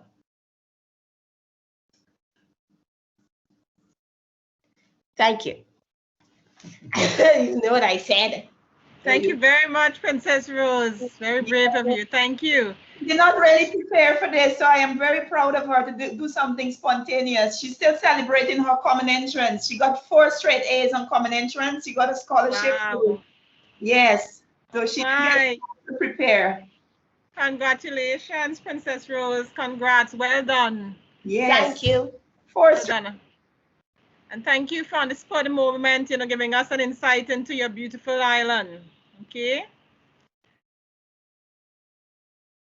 All right, so we'll have Nevada Leah Claxton, our Global Youth Ambassador for the Sophia Miriam Foundation. Hi. I haven't been here in a while. Well, I mean, I've listened, but I haven't seen you guys in a while. So it's been like 3 weeks, which is great and all. Shout out to Angel, who like texted me the other day and made like a really bad day like really like way better than it like was. I really appreciate that. That was like really cool to talk to you. Look at me. I go for 3 weeks and I forget how to talk to you guys. I've spent like 3 weeks trying to figure out like what I'd want to say, and now we're here and I'm like, ooh, I don't remember what I want to say. Okay, well, I guess I've got 2 things, and while we're on the topic of national pride, there was this thing I wrote like a really long time ago because I got upset at, I don't remember what I got upset at, but I got upset at something and not being able to like find my footing in like existing and balancing like being British and Trinidadian and all these other things. So I wrote this, and I'm gonna mess it up. I know I'm gonna mess it up. So please be patient with me. I cannot check one nor the other. Doing so would be an injustice to my soul. Yet I showcase the aspects that offend the least, so you can't see I'm a citizen of the world. Rooted in brown boxes and photographs, letters from those I never got to know. For one, my recollection betrays me, to ensure stories can be retold. I exist due to extreme rebellion. I exist due to the will of survival when there's no control. My ancestors' lives were acts of defiance. Through history, I watched their impact unfold. Check one, check the other. I think of how quickly I cursed God, then wrecked my hair. A young girl curious about bleaching her skin because someone told her lovely is equivalent to fair. Ashamed of lunches packed with love and nutmeg in her food. Sanskrit prayers in the morning and arepas con tostones in the afternoon. How quickly we forget where we come from for the judgment-free embrace of our peers. To avoid casual racism and confrontation, to steer clear of scars beyond our years. So please remind me where I come from, because sometimes I think I forget, of the strength that came before me, the purpose without regret. Remind me I'm from the indigenous, the Tainos, Arawaks, and Caribs. Encomienda, forced to work to live. Los españoles en busca del camino el dorado, los que no pudieron encontrar el oro, que colonizaron la tierra y dijeron historias sin contar. I know I'm derived from the Yoruba, Igbo, and American Marines. The children of the enslaved masters fought in war, given land to create the home they desperately need. Remind me of their bittersweet entwined fates with indentured laborers from Indian plains, Uttar Pradesh, Bihar, and Rajasthan, recruited from both north and south before embarking across the sea to a foreign land. Remind me that I am cocoa, cotton and sugarcane, Sarim Singh, Rosales, Headley, and Blades, last names derived from so much pain and traceable, I don't truly know from whence they came. Different islands and more foreign handles, PR, Venezuela, Barbados, and beyond. If I look back far enough, I know what ships they were on. I can't unpack my identity without addressing all that's occurred, the events of my being, the immigrants that built my world, the kind of pain unquantifiable, the kind of strife unjustifiable, yet I am descended from grace. Remind me I'm an island girl, connected to the ocean, navigating cities and freezing winters. Allow me to recall how to move to the beat of cumbia, calypso, and old school blues, as I relish in the gift of our native tongues, broken English, Spanish, and Creole, because I don't really care about who understands. Let me reminisce about the Lasco fan in our living room, the colorful walls that adorn Ibis Street, the long skirts I cursed about on days where I couldn't bear the heat. Permit me to understand I am everything I've learned and more, that I furrow between the lines, able to view each world so clearly. Ralph's famous Italian ice to the snow cone man up the road. I will be singing Piragua long till I'm old. Carnival in Notting Hill to the streets of my home in Point. Kalinda, Limbo, the sound of steel pan. Hear me scream, Buy box iron, old battery buy, hear me scream. Watch the gap between the train and the platform. Hear me scream, I am a bridge, a reminder that love is love is love is love and does not know boundaries placed down by race. Or hear me as I celebrate the landscapes, the undocumented, the dreamers, our flora and fauna, and every believer in being nothing but the embodiment of lifelines written into constellations and across the mountains by those that came before. Because I am neither one nor the other, 6 of one, half a dozen of the other. A tragically beautiful mixture led to this beautifully unconventional girl. So if they're serious about sending people back for true, they will have to split me into more than two. And I'm done. It's amazing what you can do when you get annoyed at the universe. It's something. I've not really shown anybody that. So to the 25 plus people in here, you're welcome. Wow. More than 25 plus people. More than 25 plus. We have like 40 something. So don't worry. Very creative, very poetic. That's like 19 years. Yeah, that's like 19 years all packed into a summary and synopsis there, talking about being all over the world, you know, different cultures and places. Wow. Absolutely amazing. Anything else you want to share with the girls? I think it really ties in nicely with, you know, us talking about our country and our identity and remembering our ancestry, etc. So you go ahead if you want to.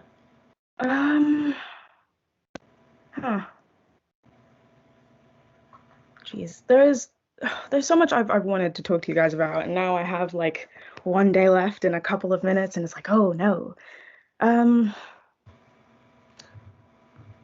I guess, okay, because this is very important. Recently, the local mental health charity in my town got in contact with me and my friends, and you know, who run Speak Out Luton, to discuss a partnership to basically tackle the mental health and suicide crisis in our county, because you know it's really skyrocketed over the pandemic, and it got me thinking about how far me and my friends have come over the last couple of months, and you know, like how hard it's for so many people, especially like kids I've gone to school with. And you know, for a very long time I ran on fight or flight. I can remember like my first therapy session and my therapist being like, you know, you don't know how to relax. And I was like, you think? Yeah, you really? I had no clue whatsoever, no idea. Thank you for pointing this out. And you know, it worked for a really long time. You know, living on fight or flight, it was the driving force for like early success, and my fuel was basically trauma. You know, it was avoidance. I was running on high emotion and the desperation of getting away, and it was keeping me alive until it wasn't. And you know, I'd known for a while where I was, that I wasn't okay, and the scary reality is kind of when you sit there and it's like, I don't know what to do. So the only option you feel like you have is to kind of just not be around. To hit rock bottom in that way, you know, it's kind of like the worst ways possible. And you know, it kind of came to this point where I couldn't mask this pain, and I couldn't shut it down, and I could no longer run away. So in my mind, it was better off to be anywhere but here. And you know, last year around this time, I had what I now, you know, joke as a breakthrough, because I'm so much better than, you know, that poor kid that was like crying in her journalism classes. But back then it was like this complete breakdown. And my friends and I joke about it now, about how like clueless I was the whole time to the fact they were like trying to get me help because I was too scared to ask for it, and about how like they didn't know how to maneuver my jokes and my self-deprecation and my unwillingness to exist. So they told our music teacher, who said she noticed too, who told the media department, who, you know, when I look back on it, would check on me like unprovoked. And the whole time, unbeknownst to me, they were just trying to make sure I was okay. And I was just like, oh, you know, they're being normal. And my friends were like, no, they knew. We told them. And it's like, last year I went to therapy for the first time, and it was the first time I ever really spoke about my feelings, and it's been a year and something since then, and sometimes I have to admit, I've barely come around the bend, and everyone's always like, you're so tough, and look how strong you are, and it's crazy to admit, but I'm not. I'm a wonderfully calculated mess that is also just extremely resilient. And when I was first diagnosed with anxiety, I was like, duh, yeah, I suspected that. No surprise here. Like the lamp in my bedroom could tell you that I am constantly nervous. But there was this relief in knowing what I felt wasn't simply just in my head, that there was something to go along with it. That I wasn't just like losing my mind, but there was also a shame that came with it. And in reality, I didn't care about who knew. I was cool with it. If you knew me already, you knew that I was already nervous. It would have been no surprise. But I knew what it would have meant for my parents.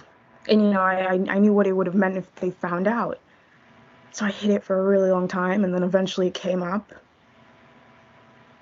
And the first thing that I was kind of told was, to pray the demons away, which I laugh about it now, but in that second, in that moment, I would have burnt the entire universe to the ground, just putting that out there.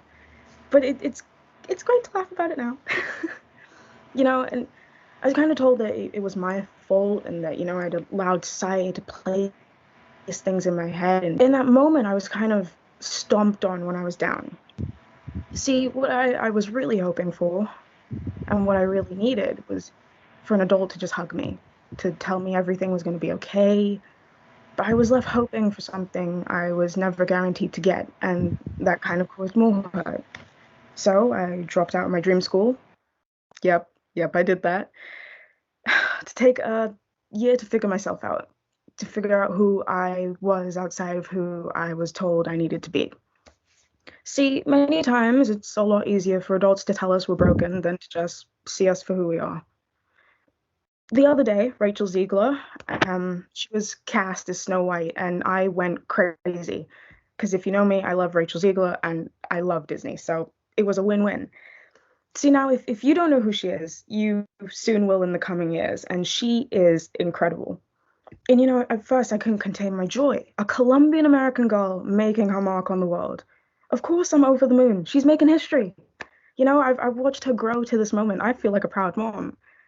But as I scroll through social media and I see her dressed up as Maria from West Side Story, and, then I see her stood next to Snow White at the Disney park and dressed up as Ariel for a school play, and I see the parallels between who she was as a kid and, like, all that she's achieved so far. Despite my joy for her moment and how deeply proud I am of her, I sobbed like a baby. Fun fact. See, just before my 5th birthday, my mom took me to the Disney store in our local mall. She was taking me in to get an outfit for my big day, because back then they'd have all the most recent costumes hung on the walls. The shoes and the crowns and the pretty dresses and the capes. And I remember walking in wanting so desperately to, like, dress as Jasmine or Pocahontas, or to be Belle or Ariel or Aurora, to spin around like Snow White or Cinderella. I loved their stories, and, I was, like, truly in love with their songs and their bravery and their strength. Now here I was in this brightly lit unit with all these animations and characters of the early 2000s, and, they're lining the walls and the screens. I was in my own personal little heaven. I was excited. Of course I was excited. It was the first time I could mentally recall going into the store. When I pointed to the pretty yellow dress and my mom said no, I assumed it was the color. When I pointed to the 2-piece and the answer remained no, I assumed it was simply because, well, I was too young. We went through the list of princesses that existed up to that point. I even casted a small-voiced vote towards Gabriella or Sharpay or Taylor, all to the same no, before she picked up a pink Minnie Mouse dress and turned to tell me that I'd have to be her, because I was black, and black girls can't be those princesses. They can't be those characters. And I will never know how to describe the feeling that overcame my little heart, but I know something in that moment was squashed. We bought the dress, and I did wear it to my party, and it was a good party. But I recall a comment made by a boy about being a mouse instead of a princess, and I recall the words my mom said quite often. And the feeling that accompanies that still kind of stings today, just as if it was said yesterday. See, up until then, no one had ever really tried to dictate my relationship between the color of my skin and who I could be in this lifetime. And unbeknownst to me, that was just going to be the first moment of many. When I was around 8 and just becoming more aware and more immersed in the wider musical world, I became obsessed with the idea of writing and performing and singing like so many of the people I had grown up watching on my screen. I remember coming home and one day and telling my parents that that's what I wanted to do for the rest of my life. I was buzzing, from the energy of just having watched Lemonade Mouth for the first time, and it was one of the first times I'd been old enough to be aware of the way in which I could connect to music. I was on fire and determined. And they said, no, you can't. Pick something else. And made an attempt to steer me towards, what other people's kids went to encourage traditional pathways. I was kind of crushed again, but headstrong, as most 8-year-olds are, and majorly aware of what I could do, even when they outrightly said no. So, when Disney created Let It Shine, I came up with a plan. I sat my family down in front of it, because what better way to convince them to let me do music than bamboozling them into watching a film about a boy who struggles but perseveres in making his dreams come true despite his father's outright disapproval. See why I did that? I mean, he gains his support at the end. I must be able to do that too, right? I remember trying to insinuate that we weren't too far removed from the plot line, but my parents had no interest in music or the ideas, or in listening, so I did not win that one. And as I watched Rachel's news the other day, I couldn't help but feel defeated. Those memories stung because I looked back for too long imagining who I could have been if I had got what I thought I needed. See, what I always thought I needed was a parent who was as excited for me to be doing what I love as I was excited to be doing what I love. Parents who encourage the human experience, who believe in me and my thoughts regardless of my age, who understand when I feel things in my roots, who never push me to believe I was confused or strange or too much. And throughout the years, as I've pushed and lost for that understanding, and as the spark I had for what I loved, dulled and dulled, I've had to come to terms with the fact that may never happen. I've had to undo a lot of conditioning. I understand that when I burned out last year, it was a long time coming. I understand that my anger and my grief and all of that, it comes and still comes from burying parts of myself, and that the only way to counteract it is to live as fearlessly and authentically as possible, which is exactly why I'm saying all this now, because this would have never happened a year ago. That's really true. I've had to learn to trust my knowing, my own senses, despite the voices around me. And it's not that things will ever completely hurt less, because healing is not linear, I can tell you that one. But I understand how important it is to live and to fear disappointing myself more than disappointing others. Sometimes we play a role in our own suffering by standing and waiting for the people who cause us harm to change, to take accountability instead of utilizing our agency to change the way we interact with them. In this lifetime, if you know it in your roots, don't betray yourself. Don't say I do when you mean I don't. Do not disappoint yourself to avoid disappointing others. Our parents' fears aren't our own. They become our own. They become our limitations. But we get to decide what's worth tolerating, what gets our time and our space and our energy. We aren't powerless. We are people who deserve respect regardless of whether the opposition is family or your best friend. We are people with feelings and needs and problems, and our pain and fear and emotions are valid regardless of our age.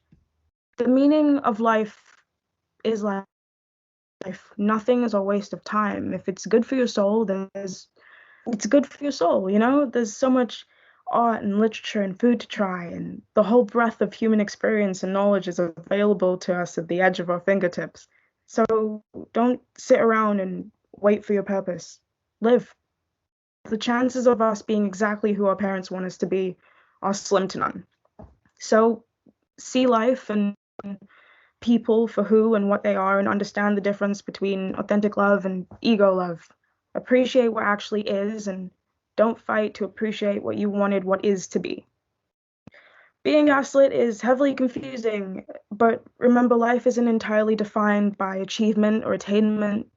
It's defined by love and laughter and joy, and the feelings in the quiet moments with those you appreciate, and pain and struggle and all the bad stuff too, because without that, you're not truly living. So nurture yourself, trust yourself, reparent yourself, and most importantly, remember that black and brown girls can be princesses too. Don't let anyone limit you.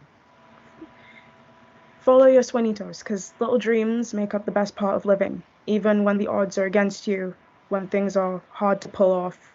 1% of a chance is a lot more than. So, I've said a lot. I'm so sorry if I've bored you to death. You may never have to hear me speak ever again. I think I can hear my voice echoing in the living room. That's a scary thing. So I'm gonna hand you back over. Bye, guys. Thank you very much, Aliyah, for being so open and, heartfelt. I know it would not have been easy to, bare your soul to so many persons here, but I'm sure it would have touched someone because, there are lots of other young girls out there like yourself who may be, struggling, and, we all have our struggles. So I'm sure somebody would have been able to associate with your struggles and would have helped them in some way to be authentic to themselves, to be resilient despite whatever challenges, and to keep pressing on. Okay. Any of the girls want to comment or share any of your experiences, or to, any feedback? Well, I'd like to say that it was very brave of her to, mind me for that. Those are my chickens. But I think it was very brave of her to open up to us like that and tell us her story. At some point, I can relate to her story, and I think she's a very brave girl, and I believe that she will make it. She will definitely make it, and whatever she puts her head, her heart, and her mind to, she will definitely achieve in life. And I wish this for all of us. Thank you. Thanks, Cheyenne. Anybody else? Yes, I would also like to say something. I think her speech was just wonderful, and it was very motivational. I really enjoyed it, especially her poem. It really spoke to me, and I don't know. I would like her to continue, because I think she has a real talent. Okay, it's just amazing. It's one of the best poems I've ever heard. I don't know why, but I don't know. It's like I can relate with what she said. So props to you, girl. Thank you, Selena. Anybody else? Right, girls. So we're on our home stretch now. So what we'll do is we'll open up the floor for the facilitators to have a few words before we close off. After the facilitators have a few words, we're going to have you girls give any feedback how the program has impacted you in any way possible. While the presenters get ready to give their feedback, we'll just play the video with regards to Guyana.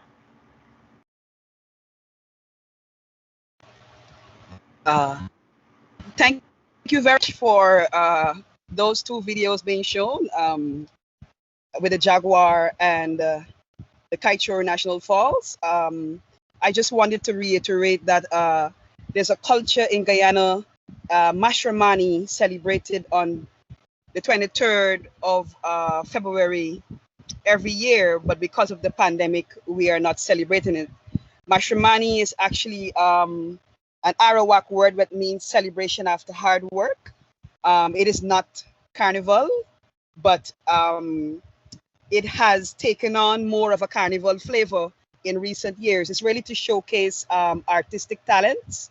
And during Mashramani, we would have lots of competition because the children also partake, even down to the nursery school at the early childhood level. So everyone actually partakes in this national festival.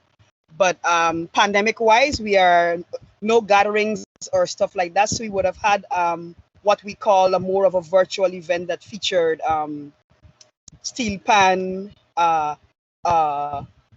panorama that is really virtual, but with a scaled down public audience. But thank you very much. Guyana is a country that I love, and I've always represented it well. Wherever I go, I keep the golden arrowhead flying, and that's our national flag. Our motto, one people, one nation, one destiny. We are still striving to get there, but hopefully we will, with oil on the horizon. God bless you. Thanks. Thanks very much, Commissioner Cole. Right, so some wonderful videos of Guyana. So we're going to move into, as we wrap up, any comments or feedback from the partners. So I think we have Deborah Gibran, our in-house psychologist, who wants to share a few words, and then we'll take anyone else. Hi, everyone. Hi, Simone. Thank you. In ending this, this is our last day for until the end of July, right? The 10th of July. Yeah, so once a month, yeah. All right, so I just want to say a lot has been said during the last few weeks, as well as today, to support and empower you young ladies. Each speaker's words were very meaningful. Aliyah said a lot of real deep-seated things for a young girl, and I appreciate everything that she said. I have come to understand that in every day, everything that you do, there's something to cherish. After all, God has made each and every one of us special. So when you wake up, remind yourself to appreciate the day as it's passing by. Enjoy something in everything that you do. In each of your activities, like taking care of your home, helping take care of your home, even planning a birthday surprise party for someone, or eventually when we start to get to go out to events, helping people in need is very important. Just remember that these are the years of your life that will help to mold you into the person that you will be as an adult. I know it seems that with every passing year, there's more and more pressure on you to build yourself up into something great for your future. You know, you get it from your teachers, you get it from your parents, and it will become stressful, a lot stressful for you. I know that many of you may be going through things that you feel you are not able to handle. I know because I have been there. But you can rise above all these obstacles. And a very good thing is you have us. Don't be afraid to speak your mind. Speak your truth. Let people know how you feel. It is important to you. If it is important to you, then others must learn to accept, respect, or understand what you are going through. No matter how big or small it is, you remember there is a solution to every problem. I encourage you all to join groups that hold meaning, that moves forward, that help others. I want you to know also that we, your facilitators, and the Sophia Miriam Foundation, we have your back. We are here for you. We are here to provide you with the clarity that you would need when things would seem ambiguous. We are here to encourage you in every way possible when you feel down with whatever you are going through, whatever type of emotional turmoil you are going through. We are here to motivate your ambition when you need to gain success or when it is questionable. We are here to empower your confidence when you are not certain and when there is insecurity all around you. We will always be here for you. As Michelle Obama had stated in one of her speeches, she said that you can't underestimate the importance of resilience. The trials and tribulations of life may be great. Getting through them is the ultimate challenge. That's what life is about. The question is what happens when you feel. You don't just sit there and do nothing. So remember that you have us. I want to share one thing from the Bible for you. It's taken from 1 Timothy 4:12. Don't let anyone look down on you because you are young, but set an example for the believers in speech, in conduct, in love, in faith, and in purity. Be an example to all believers in what you say, in the way you live, in your love, your faith, and your purity. Okay? God bless you all. Thanks, Simone. Thanks very much, Deborah. We really appreciate your words of encouragement to the young ladies.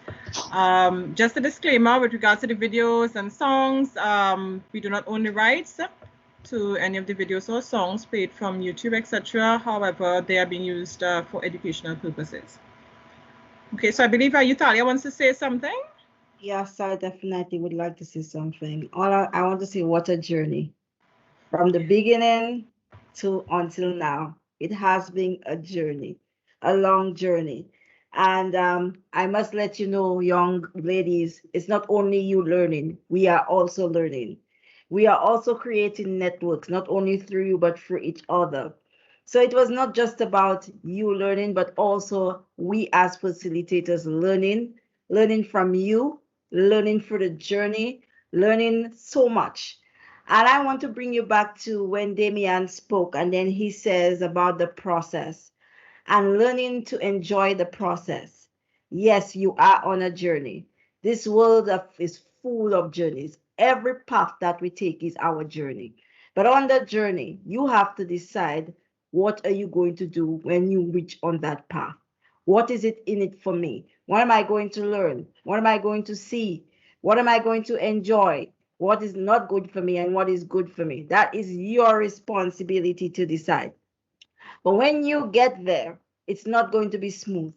The road will have bumps and the trees will fall in your path. What you have to decide whether you're going to stay there, wait till the tree rots for you to keep going, take a chainsaw and cut down the tree.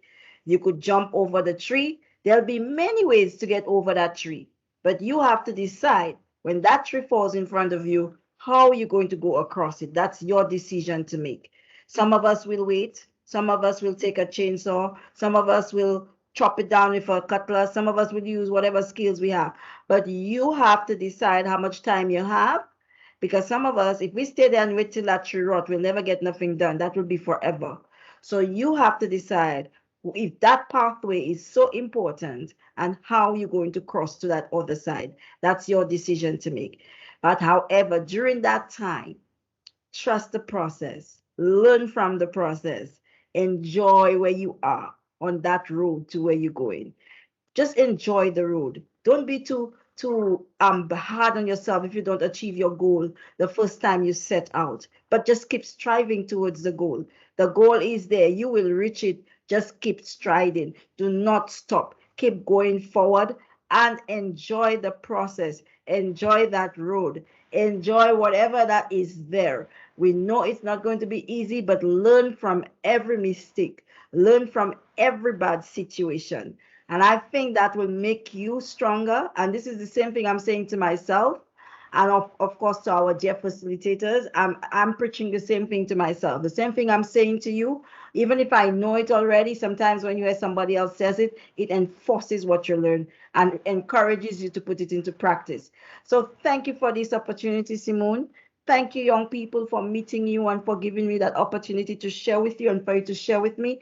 And thank you to my facilitators that was together with me. Thank you so much for all what you have shared, all what you've brought to the table.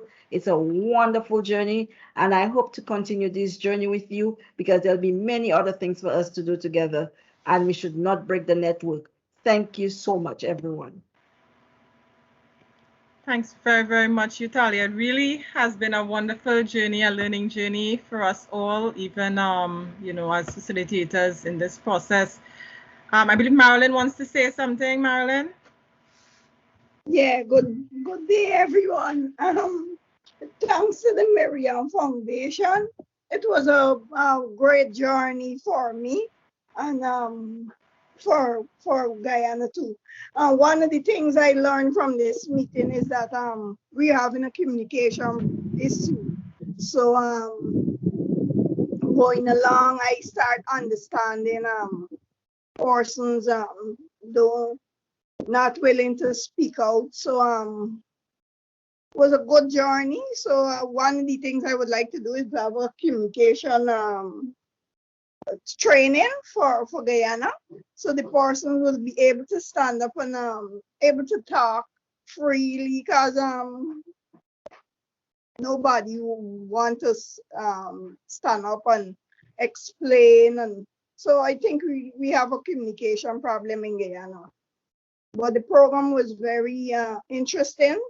I've learned a lot. We have learned a lot, but it's only that is how to put it over. The thing that they having challenge putting it over. But we'll be working on that. So thank you again. And remember your dream. Always dream for something bigger. Always look at the sky is the limit. So continue to dream, young ladies, and work towards your aim and your goal. I thank you. Thanks very much, Marilyn. And it's good that we're able to identify, you know, areas that we need to work on and strengthen. And as we go through the next few months, we'll be working with the young ladies to strengthen them in various areas. We really hope that they'll become more assertive and more confident and have an opinion, you know, and be able to speak up for yourself. Because if you don't speak up for yourself, nobody else will speak up for you. You have to learn to speak up for yourself. And we're alive, so we have opinions, we have feelings, we have emotions, and we need to speak. We need to speak out. You make use of opportunities. An opportunity lost is seldom regained. We need to make decisions. We need to make wise and steady decisions, not too fast. Don't make rash decisions, but at the same time, don't take too long. If you procrastinate, and especially in decision making, sometimes you end up not making a decision and succumbing to whatever circumstances that may be around you. So you have to learn to make decisions, decisions that will be beneficial for you and the persons around you. So it's all about your mindset and being proactive and making use of the opportunities around you. So I'd just like to encourage the young ladies to, you know, be bold, be brave, be assertive, and, you know, get going. Yeah, and believe in yourself. Believe in yourself. Yeah. Yes. We all have faults. Nobody's perfect. Believe in yourself and get going. Because if you don't get going, anything, you know, anything that comes your way, you're just subject to it. But if you get going and you have a vision and you have a pathway, despite whatever challenges, as Italia said, whether you have to cut the tree, jump over, whatever, you just keep going. Okay. So anybody else would like to comment? The floor is open now for the next couple of minutes. And I just want to thank Commissioner Cole for being there with us throughout this journey. It's really been a wonderful experience having her on board every step of the way. So I just want to say a special thanks to her and everyone in the team for being, you know, for being there. Well, thank you very much. When you reached out to me and told me about the program, immediately my positivity is not to say no. I said yes, not even knowing what it was going to be about, how I was going to get persons. I just said yes, and I knew from saying yes, well, then eventually things were going to happen. One of the things I'd like the girls to do is to have positive affirmations that they say to themselves every day. This is what will keep the momentum. They must have something daily that they wake up and they say it. It's like a mantra, a poem, something that my brother, who practiced medicine right there in Trinidad at Mount Hope Hospital, he's now a surgeon intern in Philadelphia. he would put on his wall, go study Brett, Dr. Brett Johnson, go study Brett. And this was his, when you go into the room, you would just see go study. It was to remind him that he needed to keep discipline. So even though he would stop studying at times and take breaks and play, there were times when he just got up immediately. And I said, what happened? He said, I just remember what I read this morning on my wall. Go study Brett. And he is such a motivating force for me as his older sister, because being the last of 7 children, his ability to just be disciplined. He graduated from the medical school here in Guyana in 2012, and by 2013 he was in Trinidad. He spent most of his years given to the Trinidadian people. The Minister of Health recognized his work. I think he was at the Queen Elizabeth Hospital first, and then he moved to Mount Hope. But it's just so that you believe and you have a self-confidence, a self-determination, and to keep yourself always positive, because the negative things will come, but it's how resilient you are to actually rebound. And there's a Japanese proverb that say you fall down 7 times, but get up 8. So do not allow whatever circumstances that you would have encountered to make you feel less than, to make you feel worthless. You are worthy, you are deserving of everything good, and you've got to keep telling yourself that every day. Whatever mantra you choose to put up on the wall or to tell yourself daily, it must be something that motivates you, that keeps you keeps your adrenaline pumping, that keeps you moving forward towards your goal. And if you can write down 3 goals that you want to achieve, put them on the wall too. It will be a reminder, even if in 2021 you didn't get to achieve them, it can roll over to 2022, because it's only you can stop yourselves from achieving it. And may God bless you all. You've all been bright, shining stars, and you are all champions. Remember that, right? Remember that you are all champions and winners. God bless you. Thank you very much, Commissioner. So as we closing off, we're going to take some remarks from any of the girls. Princess, did you want to say something? Any feedback as to how the program has impacted you? Yes, this program was very moving, because half of my family came here just to listen to what the girl just said. What you call her? Anaya? Something? Aliyah?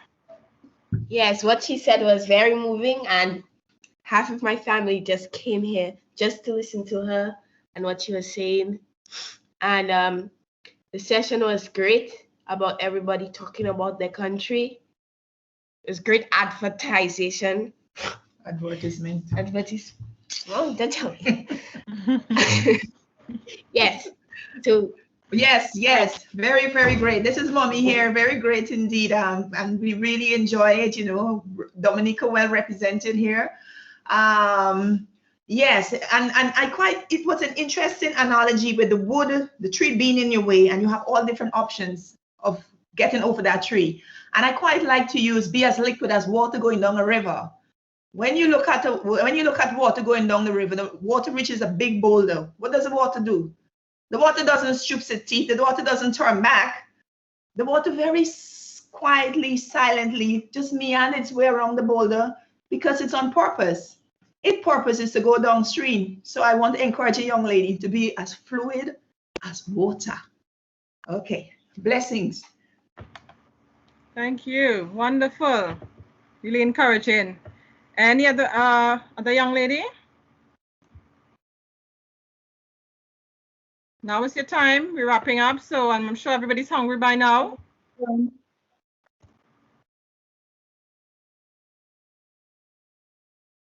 Hi everyone.